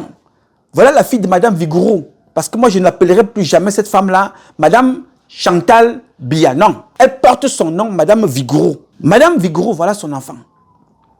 Mais, vous qui parlez de Efoudou aujourd'hui, vous qui avez vu débarquer Isaïe, vous qui avez vu Jean-Louis Mbenga, vous qui avez vu la mort de Merveille, vous qui parlez de Martinez Zogo, vous qui avez entendu parler de Jean-Louis Mbenga, vous qui avez entendu parler de Ondobo Franck, vous étiez, pour certains d'entre vous, vous avez écouté au moins les débuts de l'assassinat de Brenda. Que j'ai eu le courage que mon petit frère s'en est inspiré, Efoudou, en allant là-bas, à Los Angeles, avec 7 de mes éléments, les garçons qui filment là, avec eux ensemble, pour aller à Los Angeles, il y a 15-17 ans. Aller prendre une tablette, cette tablette-là, dans laquelle le bébé du président de la République était dans les mêmes postures que vous découvrez aujourd'hui là. Les partouzes. Avec des enfants garçons, en ce moment-là. Oui, monsieur. J'ai donc pris cette tablette qui m'a coûté 15 000 $. Je ne vous compte pas les frais de transport, d'hôtel, d'hébergement de mes équipes. 15 000 $. Quand je reviens avec cette tablette, je fais un rapport et je l'envoie là-bas à la présidence. Et sur la tablette et la correspondance, je mets le code de la tablette. Que pour l'ouvrir, voici le code, je mets le code et je fais une correspondance que j'envoie là-bas. Ceux qui travaillent autour de Paul Biya, est-ce que vous croyez qu'ils ont dit la vérité au président de la République? Pour deux raisons, ils ne lui diront pas la vérité. Ils ont donc dit que Nouma déteste les enfants de Paul Biya. Je déteste son épouse, Madame Vigouroux. Je déteste le président et je déteste toute sa famille. On ne lui parlera jamais de la tablette que moi je suis allé prendre, acheter avec mon argent et donner. Mais comme Dieu est Dieu, 3 semaines après avoir envoyé ce document-là et cette tablette, c'est le département d'État américain qui appelait les parents de Brenda pour dire « Venez la chercher, sinon on va la mettre en prison ». C'est ainsi que Chantal Biya quittera donc Yaoundé illico presto pour venir prendre Brenda pour l'amener en Suisse. La photo que vous voyez là, c'est une photo qui a été prise en Suisse, juste au départ, à leur arrivée en Suisse. Cette photo que vous voyez, Chantal Biya et sa fille, ils étaient arrivés, c'était le lendemain quand ils sont arrivés en Suisse, la photo que vous voyez là. La question est la suivante. 2 questions. Si ces gens-là, Ngongo et la famille Nanga, qui aspirent au contrôle du pouvoir, ont réussi à détruire ce que Chantal Vigouroux présente comme étant les enfants de Paul Biya, que pensez-vous que ces gens-là feront de vous? Feront de Efudou, feront de Motogo, feront de Isaïe, feront de Jean-Louis Mbenga, de Mbia, de Franck Ondobo, de Mireille. Ils n'en ont rien à cirer. Ce qui les intéresse, c'est leur pouvoir. Alors s'asseoir là et croire que, comme ça concerne Efudou, tu vas raconter ta vie, tu diras tout ce que tu veux et que tu es à l'abri. C'est mal connaître le système. Aujourd'hui, Alain Bengoro paye le prix. Oui, Alain Bengoro paye le prix de la méchanceté, des calculs, de la quête du pouvoir, de l'obéissance aveugle, sans se baser sur la doctrine militaire. Oui, c'est un civil, c'est vrai. Il paye donc le prix maintenant. Efudou, estimons-nous heureux, parce qu'en prison, il y a aussi un colonel en prison. À tort ou à raison, a-t-il bénéficié du soutien, ne serait-ce que l'écoute de ses pairs qui sont des officiers généraux? Parce que c'est une autre dimension. Quand les officiers supérieurs, les colonels, c'est un autre cadre, hein? Mais ils se retrouvent en prison avec celui qui était son chef, le Mindef. Le Mindef lui-même en prison avec celle qui était sa femme. Ils sont donc en prison. Il y a plusieurs personnes, il n'y a pas que le colonel Joël Mbutu. Non, il y a d'autres. Il y a le Maxime Bangé, que Alain Bengoro a ramené quand il était à la police. Maxime Bangé est en prison. Joël Mbutu est en prison. Alain Bengoro est en prison. Sa femme est en prison. Vous voyez le nombre de familles détruites par un système où les gens pensent que quand tu as contribué à tuer l'autre, toi tu es protégé. Non! On t'utilise, quand on a fini avec toi, on t'exécute. Tout de suite. Voilà donc ce qui se passe. Alors, je m'estime totalement heureux, fier de Dieu, comme je le suis d'ailleurs tous les jours, aujourd'hui encore un peu plus, d'apprendre que le jeune Efudou est hors du Cameroun, pas hors de danger, mais hors de leur portée au niveau national pour le moment. Mais il n'est pas hors de danger, mais il est hors du Cameroun. Je dis merci au grand architecte de l'univers. Je dis merci au jeune Efudou pour son courage. Pour son courage. Je veux dire également merci à son épouse, s'il en a une, parce que c'est trop courageux de sa part d'accompagner son mari. Nos parents de l'époque se battaient dans les forêts. Leurs femmes sont mortes dans l'anonymat. La femme de Omniobe et les autres de nos héros, cette femme-là, nos mamans, sont mortes comme ça. Je veux dire merci à la femme du jeune capitaine. Soyez forts, ce n'est pas facile. Ce qui vous arrive. Mentalement fort. N'attendez rien de ces activistes affamés qui n'ont pas de conviction. N'attendez rien d'eux. J'ai vu ces gens-là me vendre sans me connaître. Heureusement pour moi, j'avais mes ancêtres, j'avais Dieu et j'avais moi-même. Parce que n'attends rien de Dieu si toi-même tu n'es pas capable de te protéger. Si toi-même tu n'es pas capable de t'imposer. N'attends rien de Dieu. Non. N'attends pas. J'ai vu ces gens-là, c'est un faire de publication sans me connaître. Tout simplement parce que j'ai dénoncé que, mes chers amis, je suis un soldat. Le président de la République ne sera jamais à ma place. Mais il m'a fait former pour que je puisse faire ce qu'il ne peut pas faire. Parce qu'il croit aux Camerounais et à la Camerounaise. Je parle d'abord pour moi. Je parle pour mes convictions. Aujourd'hui, ce qui arrive à Efudou, dont certains peuvent se lever, chacun raconte tout et n'importe quoi. Même celui dans sa famille qui est le plus détesté dans sa propre famille. Trouvera des mots pour venir parler à Efudou. Un capitaine. Vous imaginez combien d'argent faut-il pour former un capitaine? Vous imaginez le sacrifice? Aujourd'hui, chacun va s'asseoir, se lever, venir parler d'un capitaine. S'il était mort, les mêmes personnes, comme le frère qui parlait au début de cette publication, auraient dit, ah, lui-même, il allait sortir avec, prendre sa caméra. Bon, lui-même aussi, il savait qu'il a travaillé sur un poste aussi sensible. Mais pourquoi il est resté? Pourquoi il n'a pas fui? Ce sont des gens sans conviction. Ce sont des gens qui ne sont pas eux-mêmes. Ce sont des gens qui ne sont pas capables de répondre présent en leur nom. Et parleront toujours au nom de la panse et de l'argent. Point final. Parce que quelqu'un qui est logique se posera quelques petites questions que je vais tout de suite aborder en allant chercher dans la publication du capitaine Effoudou. Le capitaine Effoudou, dans ses dénonciations, lesquelles la justice camerounaise aurait vite fait de s'en inspirer, de s'interroger. Le capitaine Effoudou vous parle d'un sujet que je dénonce ici parce que c'est lui qui est au centre de cette affaire. L'affaire Sani Mohamedou. Elle est longue, cette affaire.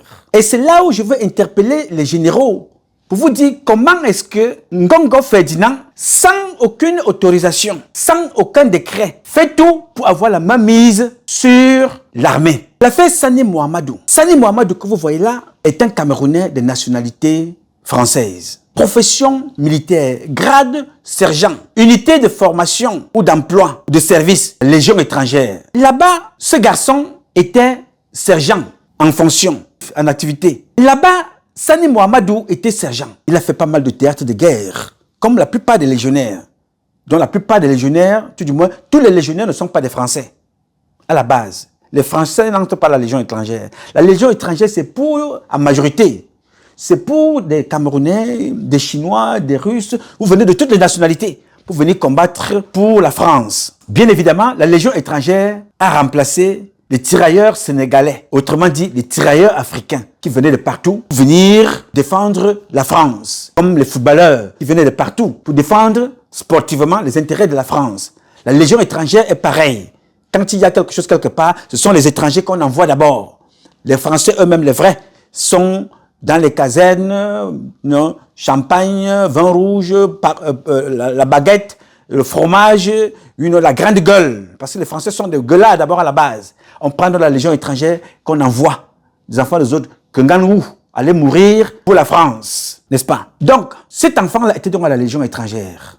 L'histoire courte, comme disent les Américains, long story short, le capitaine Effoudou, pas de moyens qui sont les siens et pas de moyens qui sont les leurs dans leur département, détecte donc qu'ici, au Cameroun, à Bastos, il y a un étranger qui loge là. Il monte dans une investigation.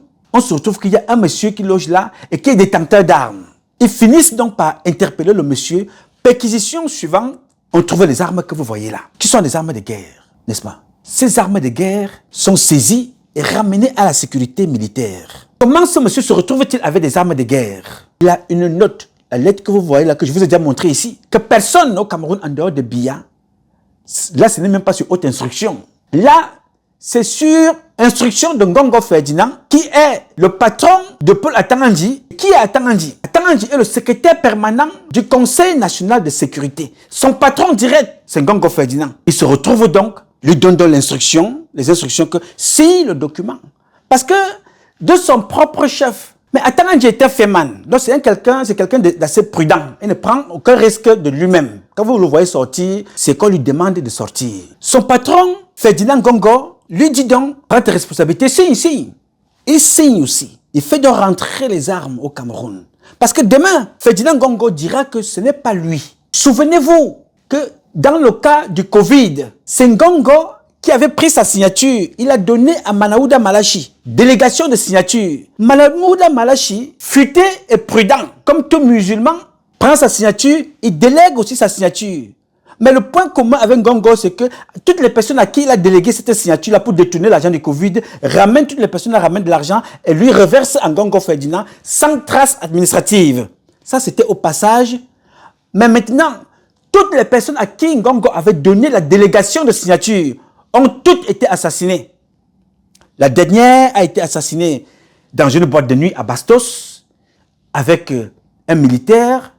C'était une dame. Docteur, que vous voyez en photo là, morte calcinée, délégation de signature. Il y avait un autre, un chef du côté du Grand Nord, mort, il avait la délégation de signature. Il y avait un Suisse, mort, il avait la délégation de signature. Donc l'enquête Covid au Cameroun, oubliée, n'aura jamais lieu. Pourquoi? Parce que Ngongo Ferdinand et Manaouda Malachi ont tué tous ceux qui étaient et qui avaient la délégation de signature dans cette affaire.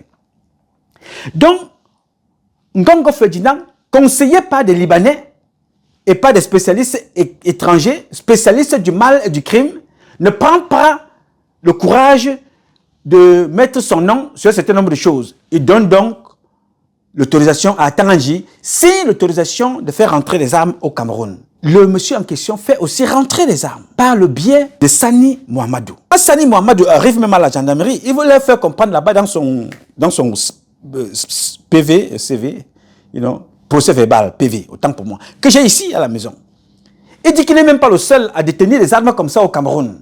Bien, il est donc arrêté, il est amené à la CEMIL. CEMIL, après exploitation, il va être conduit à la gendarmerie pour la première fois. Pendant qu'il y est, on écoute le monsieur. Pendant qu'il est gardé, Ferdinand Ngongo, d'après les dires d'eux-mêmes, moi je suis aux États-Unis ici. L'avantage de ce que j'ai dit ici, c'est que le procureur peut prendre ces propos-là, investiguer là-dessus pour retrouver les véracités des faits à partir de mes propos. Ferdinand Ngongo appelle pour mettre la pression qu'on libère cet enfant. Mbarga Mboa qui a tué sa femme devant vous ici. Je n'ai pas vu les activistes que vous voyez dans les réseaux sociaux. Personne ne parle de ça. Hein. Les femmes que vous voyez dans les réseaux sociaux se parvenir là, personne ne parle de ça. Que Mbarga Mboa a tué sa femme publiquement. Devant tout le monde ici, sa fille criait comme un animal. Mbarga Mboa nous a tués, Mbarga Mboa nous a tués. C'était devant nous, ici, devant tout le monde. La police brutalise ma mère. Regardez comment la police brutalise ma mère. Regardez comment la police brutalise ma mère. Regardez comment la police brutalise ma mère.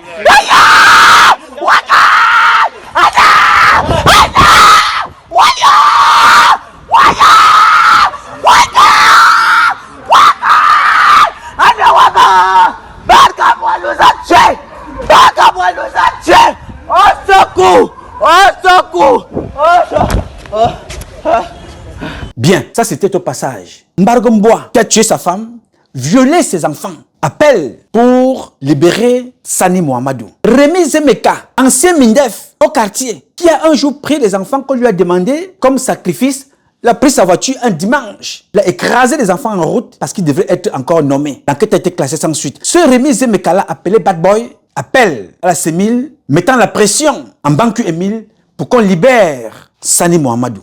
Paul Atanganji appelle, met la pression pour qu'on libère Sani Mohamedou. Finalement, Mbankui, qui est colonel, qui aspire à être général un jour, décide donc de libérer Sani Mohamedou. Aux dernières nouvelles, d'après ce que j'ai comme information, il n'avait pas libéré Sani Mohamedou avec les armes.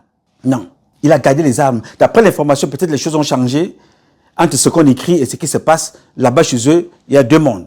Il libère donc Sani Mohamedou. Le document que vous voyez là, c'est le manifeste de vol. Vous connaissez votre... vous connaissez votre élément que je suis. J'ai tous les documents. Le manifeste de vol. Il avait pris Air France. Il est parti sans grâce. La première action du gouvernement était de se poser la question: pourquoi avant ont-ils laissé ce monsieur partir? Pourquoi ces gens-là? On peut détester Effoudou. On peut traiter Effoudou de tous les noms. Chacun peut dire tout ce qu'il veut d'Effoudou. Mais on devait se poser la question: pourquoi ce monsieur qui a été arrêté avait des armes de guerre, ce ne sont pas des armes de chasse, a-t-il été libéré de ce pays et partir? Pourquoi toutes ces personnes soutenaient-ils le même gars? Attention, je vous rappelle que l'histoire va même plus loin. Au mariage de Sani Mohamedou, ces gens-là étaient des témoins à son mariage. Donc, l'idée, la mise en pratique de la tentative de coup d'État, la prise de pouvoir par un groupe de personnes à qui Biya a tout donné, n'a plus de secret là. Ils sont ensemble. Ils se disent que c'est Ngongo à qui le président a tout donné. Délégation de signature, il contrôle la gendarmerie, il contrôle le BI, il contrôle la police, il contrôle la DGRE. Aujourd'hui, il va avoir la même mise sur l'armée. Je vais vous dire comment. Et de la belle manière. Vous me connaissez. J'ai tout ce qu'il faut pour pouvoir vous éclairer sur cette affaire. Parce que je ne veux pas que les militaires et les policiers continuent de mourir et d'être assassinés comme un certain Andy Lekoum Joseph Pascal. Vous ne le connaissez pas. C'était un jeune commissaire divisionnaire très très doué. Il a été en Russie, il a été partout. Il a été tué par le même système. Enquête classée sans suite. On dit, Likom Joseph Pascal, sa famille n'aura jamais de résultats. On les appela un jour comme ça, on vous dit que non, il est mort. Enquête classée sans suite, c'est fini. Bref, revenons. Alors, j'ai donc tous ces documents-là. Ce monsieur qui se présentait comme commandant au Cameroun avec une carte de visite, qui est-il? Qu'est-il venu faire ici? Pourquoi Atangandji lui donne l'autorisation de faire entrer des armes? Pourquoi les services de renseignement que contrôle Ferdinand Ngongo n'ont pas dénoncé cette affaire? Pourquoi la DGRE, renseignement extérieur? Pourquoi la police intérieure n'a-t-elle pas dénoncé? Pourquoi la CEMIL n'a-t-elle rien dit? Pourquoi le B2 n'a rien dit? Pourquoi les services de sécurité se sont tus? Mais ces services de sécurité-là vont être prompts par le biais de lui, Paul Motazé, à vous faire comprendre qu'il a arrêté les armes de l'autre côté du Grand Nord et les munitions. En ce moment, on appelle les vidéos, on appelle les caméramans qui viennent avec des vidéos filmées. C'est pour mettre en avant un autre acteur prétendant, pour vous dire que non, comme vous voyez là, vous pouvez compter sur moi, je peux sécuriser le pays. C'est ça le mouvement. Quand vous voyez lui, Paul Motazé, se lever, aller au nord, dire que ce sont ces éléments de la douane qui ont saisi des munitions, c'est pour dire au président que de l'autre côté, Ngongo aussi, qui a le contrôle de tous les services de renseignement, ne fait rien. Ngongo qui a la police ne fait rien. Ngongo qui a la gendarmerie ne fait rien. Ngongo qui a la DGRE ne fait rien. Ngongo qui a la police en lieu et place d'Abargangélé ne fait rien. Moi qui viens des finances avec la douane, je viens donc d'arrêter les munitions. Peuple camerounais, regardez, c'est moi, lui Paul Motazé, je les ai arrêtés, ce sont mes gars. C'est un message aussi. Ils sont donc là dans le volet de neutralisation en utilisant mentalement le peuple camerounais, en utilisant l'argent du peuple camerounais et en jouant avec les institutions et leurs fonctions qu'ils occupent respectivement. Personne ne se pose dans cette question-là. L'affaire va mourir comme ça, tranquillement, normal. Mais on ne va pas poursuivre ce monsieur-là, Sani Mohamedou. Pour vous, vous ne savez pas que ce n'est pas la première fois qu'on voit Sani Mohamedou. N'est-ce pas? On vous parle de lui comme ça, vous le découvrez. Non. Sani Mohamedou, ce n'est pas la première fois qu'il agit au compte de l'État, malhonnêtement et de façon mafieuse. Sani Mohamedou est appelé officiellement, autrement dit officieusement, parce qu'il n'est expert à rien du tout, au grand dialogue de Paul Biya. C'est Atangandji qui le fait venir au Cameroun. Il est dans le registre des experts. Expert en quoi? En rien du tout, en fait mania, en manipulation, en escroquerie. Expert en rien.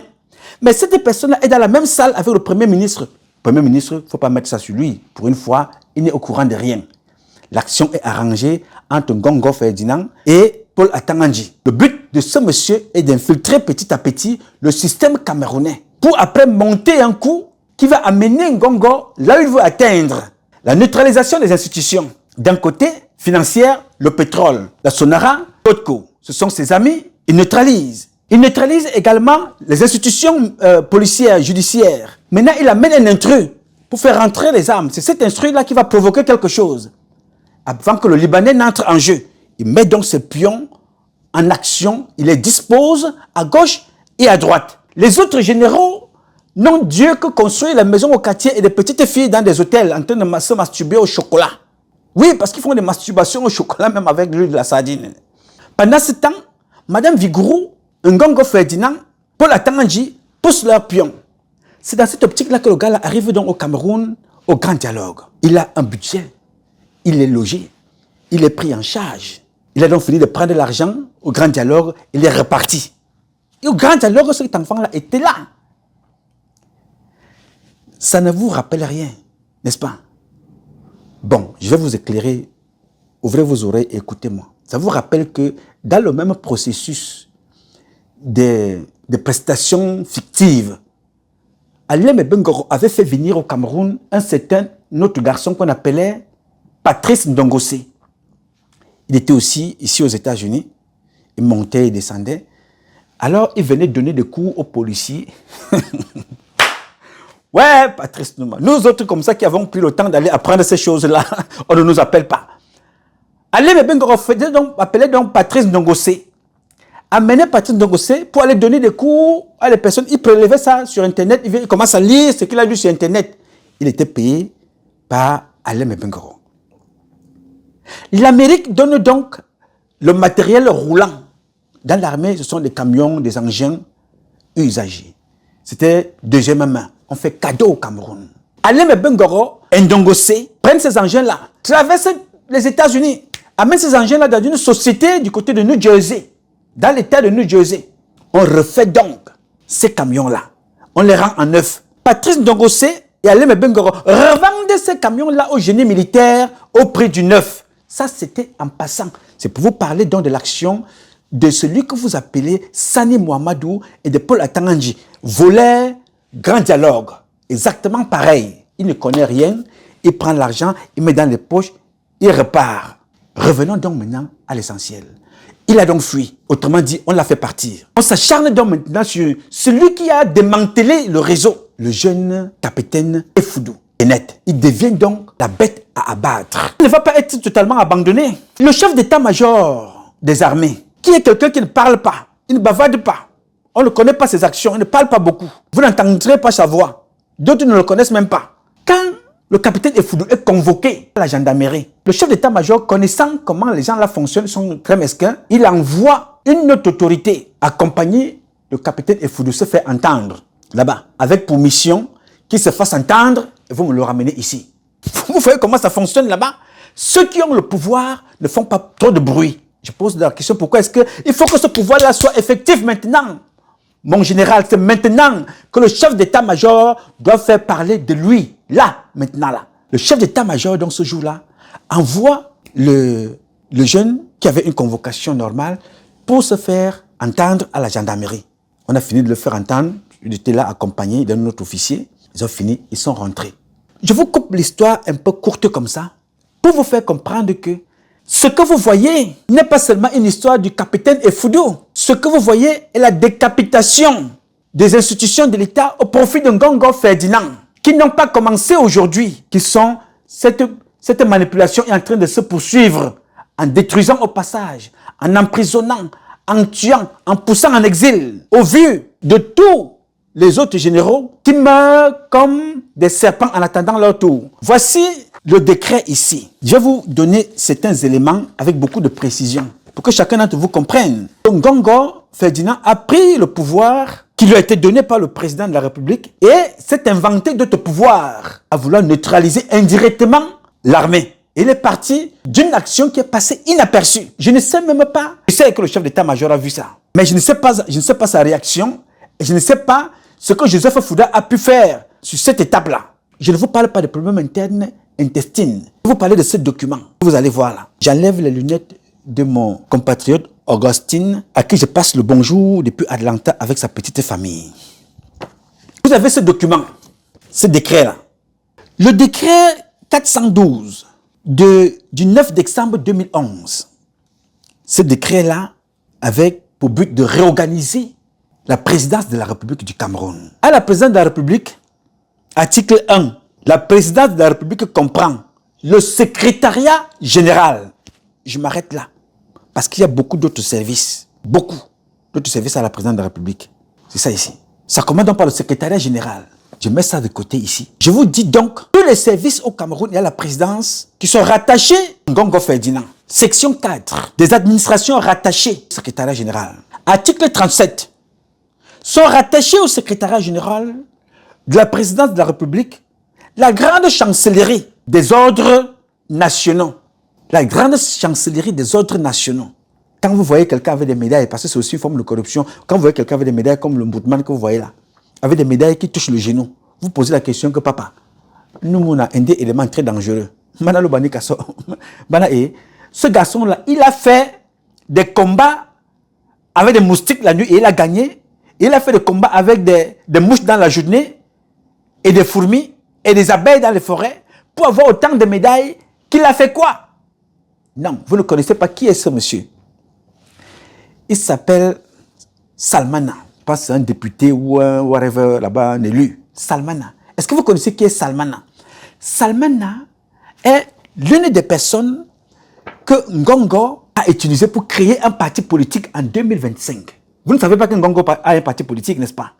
Vous ne savez pas. En passant, sachant que Si Paul Biya n'est pas là, il ne peut pas utiliser le RDPC parce qu'il n'a aucune fonction là-bas, il n'est même pas militant. Il a créé deux partis avec Atangandji qui sont gérés par les gars du Nord. Il y a un qui s'appelle Yerima, il y a une autre qui s'appelle Salmana. Donc quand vous voyez, Salmana était parmi les gens qu'on a reçus au palais pendant les élections présidentielles. Qui est Salmana?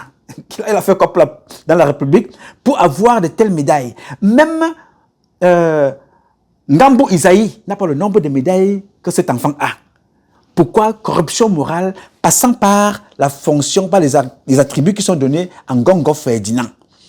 La grande chancellerie des ordres nationaux, c'est eux qui donnent les médailles. Les services du contrôle supérieur de l'État. Le ministère des marchés publics. Vous comprenez que Ketia Célestine, qui est aussi l'une des femmes qui taille des pipes au chocolat avec Ngongo Ferdinand, parce que c'est un club de partouzeurs, il faut le dire comme ça. C'est un club de partouzeurs. Les grands marchés. Quand tu comprends que Ketia Célestine donne des marchés au fils de Madame Vigourou, de lampadaire, que lui aussi il revend à ses amis, ou ses amis viennent le voir lui aussi sur taxe, et Madame Ketia Célestine signe seulement. C'est Ngongo Ferdinand, parce que c'est lui qui contrôle le ministère des marchés publics, rattaché au secrétariat général.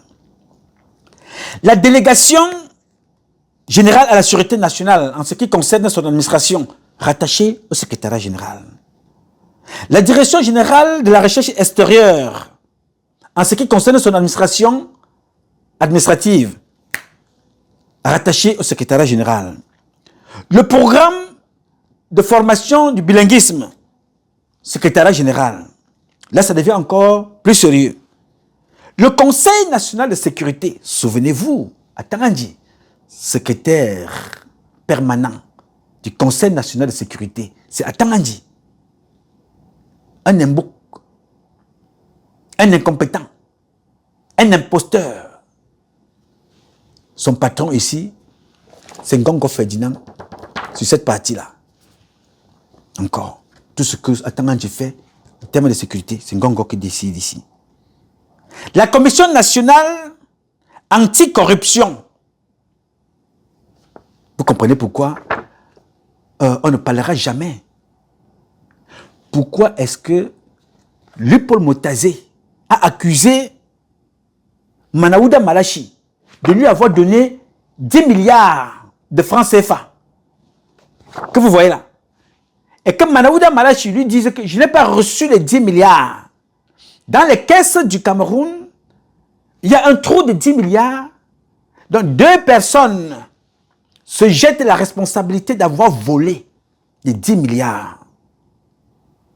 Enquête classée sans suite. Pourquoi?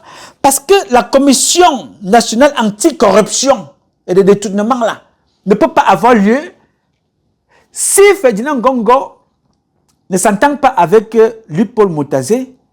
Mais Manaouda Malachi, c'est la personne, l'une des femmes de Ngongo Ferdinand. Et s'il a pris les 10 milliards, je dis, mais s'il a pris les 10 milliards, automatiquement, la mission ne reconnaît pas.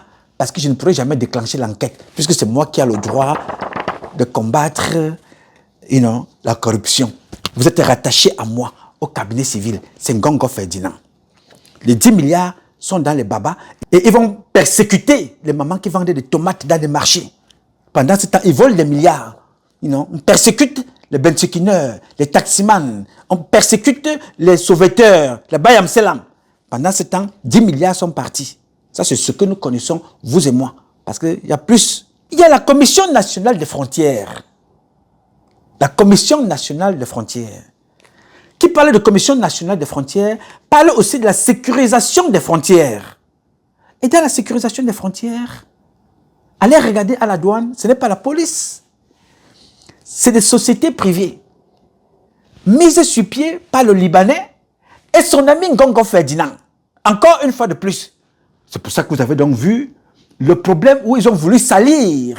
Ils ont mis en doute les décisions du chef d'état-major des armées parlant de l'affaire SGS au port autonome de Douala. Vous vous souvenez, j'essaie quand même de faire tout pour rendre la vidéo courte en vous donnant des petits, pour que personne ne se perde dans ce qui se passe essentiellement là.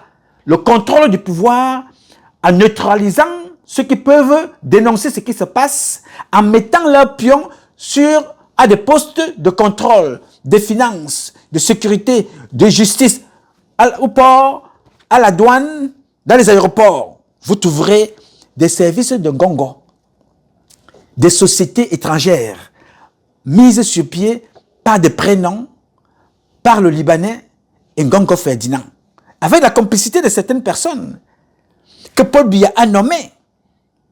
Oui, monsieur. Mais qui travaillent aujourd'hui pour Ngongo Ferdinand, Madame Vigouroux et leur clan Nanga. Vous allez comprendre. Nous avons à la fin, ici, le comité de suivi des grands projets. Le comité de suivi des grands projets. Aucun projet n'a vu le jour. Et comme aucun projet n'a vu le jour, il n'y aura aucun procès. Parce que tout ce qui n'a pas vu le jour, l'argent a été détourné. Les stades, certains ont fui avec l'argent. En France, en Angleterre, au Canada, aux États-Unis. Des stades de football, ce sont des grands projets. Autoroute Douala, Yaoundé et les autres routes là. Puis sur route, piste, whatever it is, Ngongo Ferdinand. Nganou Djoumessi, grands travaux. Compte rendu, Walloup. Voilà la responsabilité. Ici. Sur tout ce que je vous ai dit là. Police, gendarmerie, DGRE et tous les autres. N'est-ce pas? Vous n'avez pas vu l'armée ici. Vous n'avez pas vu l'armée, n'est-ce pas? L'armée n'est pas là. Il n'a pas de prérogative dans l'armée. Bien, vous allez donc voir comment est-ce qu'il a pris le contrôle de l'armée devant tout le monde et de façon propre et illégale, qui nécessite que ce monsieur doit être neutralisé le plus rapidement possible avant qu'il ne soit trop tard. Écoutez donc attentivement ce qui va suivre ici et maintenant. Dans ce document que je vais partager avec vous, je commence d'abord par vous donner la date de signature de ce document qui avait été signé, pas par celui qui a donné l'ordre. Ngongo n'est rien dans ce document. La seule chose qu'il a fait, c'est de le signer ici. J'ai mis le rouge là, que chacun d'entre vous voit. Celui qui a besoin, je peux vous donner. Hein. Moi, je suis l'archiviste. Après l'État du Cameroun, le plus grand archiviste des documents de l'État, c'est moi. Ici, là. Ngongo, ici, c'est lui. Nous sommes là le 21 avril 2020. Ngongo signa ce document dont il n'a pas le droit. Parce qu'il n'a rien à faire dans l'armée.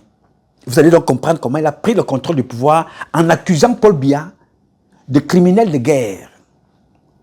Et j'ai également écrit pour dire qu'il y a une plainte ici aux États-Unis en gestation par une organisation contre Biya pour cette affaire instrumentalisée par Ngongo Ferdinand dont il n'a pas... Ouais, Biyabi Vondo. C'est ça, c'est propre. 21 avril 2020. Je vais donc vous lire comment il a pris le pouvoir avec ce document dont il n'avait pas la responsabilité. Je mets ça de côté ici. Voici le document. C'est un communiqué. À la suite des événements tragiques survenus dans la nuit du 13 au 14 février 2020 dans la localité de Gabour. En exécution, commencez par comprendre là, en exécution des très hautes instructions du président de la République, son Excellence Paul Biya, le ministre délégué à la présidence de la République, chargé de la défense, a mis sur pied. Vous avez compris? Est-ce que vous avez déjà suivi ce premier paragraphe? À la suite des événements, ça veut dire qu'il y a eu un drame, des assassinats qui se sont passés à Gabour. On a tué des enfants, calciné, brûlé les corps et caché la vérité, maquillé la vérité. À la suite donc de cet événement tragique, subvenu dans la nuit du 13 au 14 février 2020 dans la localité de Gabour, en exécution des hautes instructions du président de la République, son Excellence Paul Biya, le ministre délégué à la présidence de la République chargé de la défense, donc Betia Somon, a mis sur pied, en date du 17 février, c'est-à-dire le 17 février, le ministre a pris une décision, mettre sur pied, sur haute instruction du président, février 2017, une commission d'enquête. Qu'est-ce qui s'est réellement passé? Une commission d'enquête mixte avait pour mission de faire la lumière sur les circonstances de la survenue des 10 événements. 2. D'établir les responsabilités des différents acteurs. Alors cette commission est placée sous l'autorité du secrétaire d'État auprès du ministre de la Défense chargé de la gendarmerie nationale et présidée par un magistrat militaire. La commission d'enquête était composée d'officiers des armées et de la gendarmerie nationale. Le piège était donc là-dedans. Galax Setoga, qui ne respecte pas Betty Assomo. Betty Assomo lui donne un ordre, crée une commission, met à sa disposition, va enquêter avec les gendarmes sur cette affaire et vient me rendre compte. Je suis moi, ministre délégué à la présidence chargée de la défense. Et je vais donc rendre compte au ministre de la Défense vrai, qui est le président de la République. Parce que le ministre de la Défense, c'est le président de la République. Il a seulement délégué ses fonctions au ministre Betty Assomo, qui est chargé de la Défense. Il est délégué depuis la présidence. Tu comprends? Paul Biya a mis Betty Assomo en mission, créé une commission. Betty Assomo a créé la commission. Il a confié la commission à Galax Setoga. Mais pour accompagner Galax Setoga, le ministre Betty Assomo a ajouté à ça un président de cette commission, dont la commission était présidée par un magistrat militaire. Donc, la commission d'enquête était composée d'officiers des armées et de la gendarmerie. Elle est présidée, elle est placée sous l'autorité du ministre de la Défense chargé de la gendarmerie nationale, Galax Setoga. Est présidée, donc il y a une autorité sous le contrôle de Galax Setoga, mais cette commission-là est présidée, il y a un président de cette commission-là. Ce président-là est un magistrat, dont la commission est composée des militaires et des gendarmes. Il y a donc tous les noms de ces gens-là ici. Je ne veux pas vous lire ça parce que ça va faire long. Je vais aller directement. Alors la commission est donc entrée sur le terrain. Après information, d'après ce qu'ils disent, les informations leur ont été données à un ancien repenti des ambazoniens qui les a donné l'information. Ça n'a pas été vérifié par la CEMIL de l'époque. Il faut aller voir la véracité des propos. Le gars peut donner n'importe quelle information pour sauver sa tête. Ils sont donc allés là-bas, disant qu'il y avait des terroristes qui ont élu domicile quelque part, ils font des exactions et tout ça. Ils ont raconté, ils arrachent le bétail des personnes, violent, agressent les femmes, abusent des personnes, ainsi de suite. Il faut automatiquement une intervention. Alors, pour obéir à la neutralisation de ces gens-là, une mission est donc mise sur pied. Une mission de reconnaissance a été autorisée le 12 février 2020 par une mission est donc mise sur pied. Ça, c'est les faits, ce qui s'est passé, que l'enquête relate ici. Donc, une mission avait été mise sur pied, puisque le crime s'est fait du 13 au 14 février. La mission a été mise sur pied, les militaires qui étaient sur le terrain étaient mis sur pied par les enquêteurs, ceux qui ont exécuté les crimes, pour que tu comprennes. La mission a été mise donc sur pied le 12 février 2020 par le chef de bataillon, Nyangono, Zéchal Eric, commandant du 52e bataillon d'infanterie motorisée, entre parenthèses BIM. Donc, ce qui était donc en mission, le sergent Babangida, chef du groupe Mix de Tumba, qui conduisait cette mission, le sergent Babangida. Le détachement a quitté la base de Tumba le 13 février 2020 à 22 h avec un effectif de 3 militaires et 2 gendarmes. Écoutez, là, ça devient important. Au cours de la progression, le chef de détachement, qui s'appelle Babangida, a pris sur lui l'initiative. Comme par hasard, le chef de détachement, Babangida, s'arrête en cours de chemin, prend sur lui l'initiative de prendre comme ça 17 membres d'un comité de vigilance. Le comité de vigilance, c'est des civils au quartier. Il a donc pris 17. Ils sont plus nombreux que les 5 militaires. 17 hommes civils armés. Il les a pris. Membres d'un comité de vigilance local. À l'entrée du village de Gabour, les groupes se sont divisés, se sont séparés en deux groupes, en deux équipes, pour ratisser les quartiers Gabour 2 et Gabour 3. Arrivé dans le quartier de Gabour 3, lieu de la tragédie, l'équipe dirigée par le sergent Babangida est composée du gendarme Sandi Cyril et du soldat de première classe Aranga et 10 membres du comité de vigilance a donné l'assaut sur la base des informations communiquées par un terroriste repenti et un paysan de la zone. Des informations qui n'ont pas été vérifiées par la CEMIL, qui n'ont pas été vérifiées avant de faire l'assaut, se rassurer, comme ça se fait dans certains pays. Ici, vous allez voir que quand vous voyez des militaires, des policiers américains casser une maison, là où on a trouvé des vendeurs de drogue, ceux qui cassent la maison, leur seul but, c'est de casser la maison, de neutraliser les contrevenants, les malfaiteurs. Et ils vont partir. Maintenant, les enquêteurs rentrent sur la scène.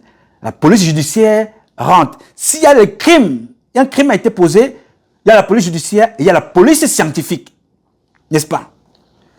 Dans ce cas-ci, ils sont donc partis sans avoir vérifié tout ce qui s'est passé là-bas. Après des échanges de tirs, au cours desquels 5 terroristes ont été abattus et plusieurs armes saisies, le détachement a découvert que 3 femmes et 10 enfants ont péri du fait de son action. Donc, ils disent avoir tué 5 terroristes. Mais dans leur action, ils ont tué des enfants. Ils ont calciné le corps. Pris de panique. Vous allez comprendre pourquoi je vous lis ça. Vous allez comprendre là où Ngongo a pris le contrôle du ministère de la Défense subtilement, en insultant le président de la République. Vous allez comprendre. Pris de panique, les 3 militaires, aidés par certains membres du comité de vigilance civile, ont tenté de masquer les faits par les incendies. C'est-à-dire, ils ont tué des gens. Pour masquer ce qu'ils ont fait, ils ont mis le feu. Les mêmes personnes. Revenu de Toumba, le sergent Babangida, qui a conduit les opérations, a adressé à sa hiérarchie un compte rendu volontairement biaisé. Compte rendu sur la base duquel le gouvernement a initialement fondé sa communication. La base duquel le gouvernement a fondé sa communication. Il y a plusieurs responsabilités ici, commençant par celle de la sécurité militaire. Nous y reviendrons. Alors, on rentre dans le vif du sujet. Au plan des responsabilités, la commission a établi que le chef de bataillon, Nyangono, Zé Charles Eric, commandant du 52e bataillon d'infanterie motorisée, connaissant pourtant la sensibilité de la zone de Gabour, où existent de vives tensions intercommunautaires, n'a pas personnellement supervisé l'opération menée par ces hommes. La dernière fois qu'on parle de ce monsieur-là, il ne sera jamais interpellé, il ne sera jamais en prison. On a donc cité le sergent Babangida, le sergent Sandi, le gendarme Sandi Cyril, le soldat de première classe Aranga, qui a participé à une opération ayant causé la mort de plusieurs personnes et des incendies de maisons. Alors écoutez ce paragraphe qui est important, très important. Les 10 membres du comité de vigilance engagés à Gabour 3, non identifiés. Non, on a réussi à identifier les 3 pauvres militaires. On les a identifiés très rapidement. Ils seront arrêtés. Mais les 10 membres non identifiés ont participé à une opération ayant causé la mort de plusieurs personnes et des incendies de maisons. Ces 10 membres-là restent pour eux introuvables. On ne les retrouve pas. C'est mentionné ici.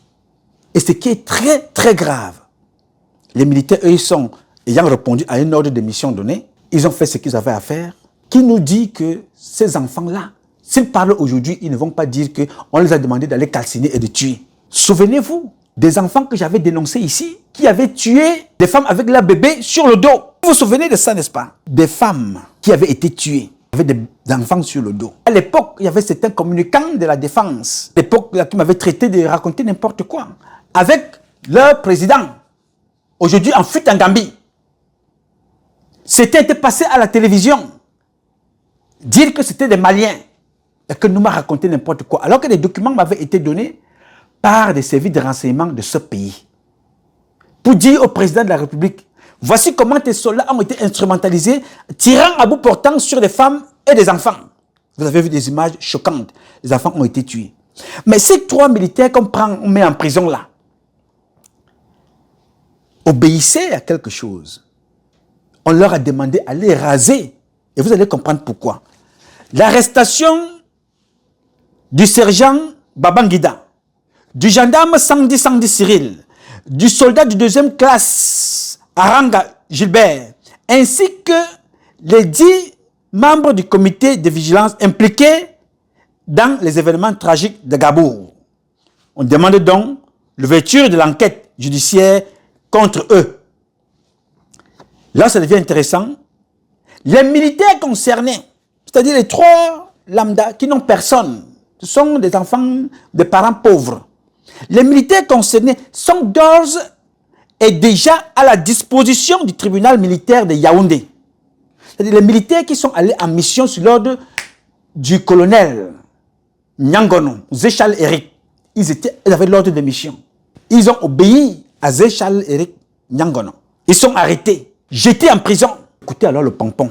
Les membres du comité de vigilance concernés sont eux activement recherchés. Point final. Yes, sir. Les militaires sont arrêtés, mais les membres des civils, vous voulez connaître qui étaient ces civils? C'était des gens que Atanganji utilise avec un gongo pour créer le chaos, pour qu'on continue de croire que la guerre persiste dans le nozo. Ce qu'on appelle dans le jargon militaire l'économie de la guerre. C'est-à-dire on continue, on met le feu et on fait semblant de venir avec 1 litre d'eau pour éteindre le feu. On tue et on envoie des enfants à les tuer et on arrête ces enfants-là en disant non, ils ont fait une erreur. Ils ont brûlé le corps alors qu'ils obéissaient. Ils obéissaient à l'ordre donné par plus haut Pangongo Ferdinand, retransmis par Atanganji aux gens sur le terrain. Souvenez-vous, hein, je n'oublie pas que pour arrêter cette guerre, Melengi Nouma qui avait été envoyé là-bas, il a dit comment arrêter cette guerre. Le jour où il s'est sorti publiquement pour dire comment faut-il arrêter cette guerre, le général Melengi Nouma a été débarqué sans état d'âme, comme a été le cas de Esaïe Ngambou. Melengi Nouma est resté sans rien dire. Le chef d'état-major des armées, René Claude Meka, n'a rien dit. À la fin, on a tué des enfants. C'est Ngongo qui contrôle maintenant la défense. Vous allez comprendre donc maintenant, au vu de tout ce que je viens de vous dire, pour ceux qui ont pris le temps d'aller peut-être au cours élémentaire 2 ou au cours moyen 2, on vous posera la question à la fin. C'est au vu de tout ça. Je vous ai dit, le président de la République a vu qui pour mener l'enquête, pour ouvrir cette enquête. Il a vu Betty Assomo. Il a instruit Betty Assomo. Betty Assomo, qui n'est pas gendarme, appelle donc le patron des gendarmes, qui était ministre, secrétaire d'État, ministre de la Défense, chargé de la gendarmerie, Galas Setoga. Il lui confie cette enquête. Et la défense, le tribunal militaire est dépendant de la défense, donc les magistrats militaires dépendent de Betty Assomo. Betty Assomo prend donc un magistrat et met à la disposition de Galas Setoga et fait de lui le président de cette commission. Et qui devrait donc signer le rapport, ce rapport-ci? À la fin, qui devrait signer ce rapport? Hein? Qui devrait signer ce rapport? C'est une question que je te pose. Avant d'aller faire des commentaires dans les réseaux sociaux, jacasser, raconter ta vie. Quand tu finis donc de suivre ça, qui devrait faire ce rapport? C'est Betty Assomo. Galas Setoga, au vu du rapport qui lui sera donné par le président magistrat de cette commission, doit remettre le rapport à Galas Setoga. Galas Setoga doit remettre ce rapport en tant que gendarme En fait, en tant que patron des gendarmes, parce que Gala Setoka c'est un civil, en tant que patron des gendarmes, doit donc prendre ce rapport, remettre à Betty Assomo. Gala Setoka ne fera jamais ça. Gala Setoka, dans sa tête, il tient ce poste-là par l'anus et par Ngongo Ferdinand. Il va donc prendre le travail qui a été instruit par Betty Assomo. Il va aller remettre ça à Ngongo Ferdinand. Ngongo Ferdinand va donc signer ce rapport-ci là, incriminant le président de la République. Parce qu'en dénonçant dans ce rapport que les militaires ont tué, brûlé, calciné, revenons donc en arrière. Qui est le chef des militaires? C'est Paul Biya. Qui est le patron de l'armée? C'est Paul Biya. Qui est le chef suprême de l'armée? C'est Paul Biya. Qui a instruit cette enquête? C'est Biya Bimvondo. Qui dépend et qui commande tous ces militaires-là? C'est Biya. Quand Ngongo prend ce document, envoie ça aux organisations ici que je connais, de porter plainte contre Biya. C'est que quand on porte plainte contre Biya, c'est pour dénoncer donc l'incapacité de Biya à gouverner. Et que lui qui a signé, il dénonce ce qui s'est passé. Et il responsabilise Paul Biya. Et au passage, il dénigre Betty Assomo. Au passage, il met au carré ou sur le tapis le chef d'état-major particulier de Paul Biya. C'est lui-là même qui a l'autorité de parler en lieu et place de Paul Biya. Je ne te parle pas du chef d'état-major général des armées, général René Claude Meka. Je te parle là de Emmanuel Amogobete. Il n'a pas vu ce document. Ce document a été signé par Ngongo Ferdinand. Parce que tout document concernant l'armée, quand le président signe, ça passe par l'état-major particulier du président de la République, qui est, je dis, ce qui fait l'équilibre entre les civils et les militaires. Ngongo signe alors ici, il croit qu'il a l'autorité sur l'armée. Et cette autorité sur l'armée passe par la faiblesse des généraux qui doivent dire, monsieur le chef d'état-major, René Claude Meka, on vient vous prendre le pouvoir, ce n'est pas dans la délégation de signature de Ngongo Ferdinand. L'armée ne dépend pas, l'armée n'est pas là. Les personnes qui doivent parler ici, mes chers parents, ce sont des généraux qui doivent prendre la parole pour dire que monsieur, vous n'avez pas le droit de signer sur ce qui concerne l'armée. Vous n'avez pas le droit de parler des affaires militaires. Ce n'est pas de votre ressort. Ça ne vous concerne pas. Restez. Les policiers sont des civils habillés. Restez là-bas avec les policiers. Ne mettez plus vos orteils ici. Ne mettez plus vos orteils dans ce qui concerne l'armée. C'est comme ça que le général René Claude Meka devait parler. Parce que quand on écrit ça, ce document-ci qui est signé par Ngongo Ferdinand, signé le 21 avril 2020, ça incrimine totalement Paul Biya. Et un jour ou l'autre, si Ngongo devient président, ce qui n'arrivera pas, donc Ekmiron, papa, je vais prendre même les coupes-coupes. Prendre les coupes-coupes pour que ça n'arrive pas. Je préfère aller mourir sur le terrain que de voir les enfants aller mourir dans les prisons à cause d'un laisser-aller pareil. Alors si Ngongo prend le pouvoir, maintenant, sachant qu'il sera poursuivi de tous les crimes que je vous ai dit, les premières cibles, c'est Amogobete, tout de suite, Joseph Fouda, et tous les autres. Vous éliminez tous, comme il a tenté de le faire petit à petit là. Donc, vous pouvez reprocher tout ce que vous voulez au capitaine Effoudou. Le capitaine Effoudou a été très courageux de venir parler publiquement d'un certain nombre de choses. Pourquoi tous les crimes au Cameroun, on peut arrêter tout le monde, on met en prison. Mais les crimes qui concernent les gens qui sont à la présidence, non, l'enquête n'aura jamais lieu. Pourquoi? Pourquoi personne ne parle? Pourquoi personne ne parle de cette affaire? Parce qu'il y a un mot d'ordre. Chacun connaît ce que chacun fait. Mais personne n'a le droit d'accuser l'autre jusqu'à ce que toi-même te prenne main dans le sac dans ton affaire. Oui, monsieur. Tout le monde connaît ça. Donc, on va s'acharner sur le capitaine Effoudou qui a pris le courage de venir vous faire comprendre que non, ne vous inquiétez pas.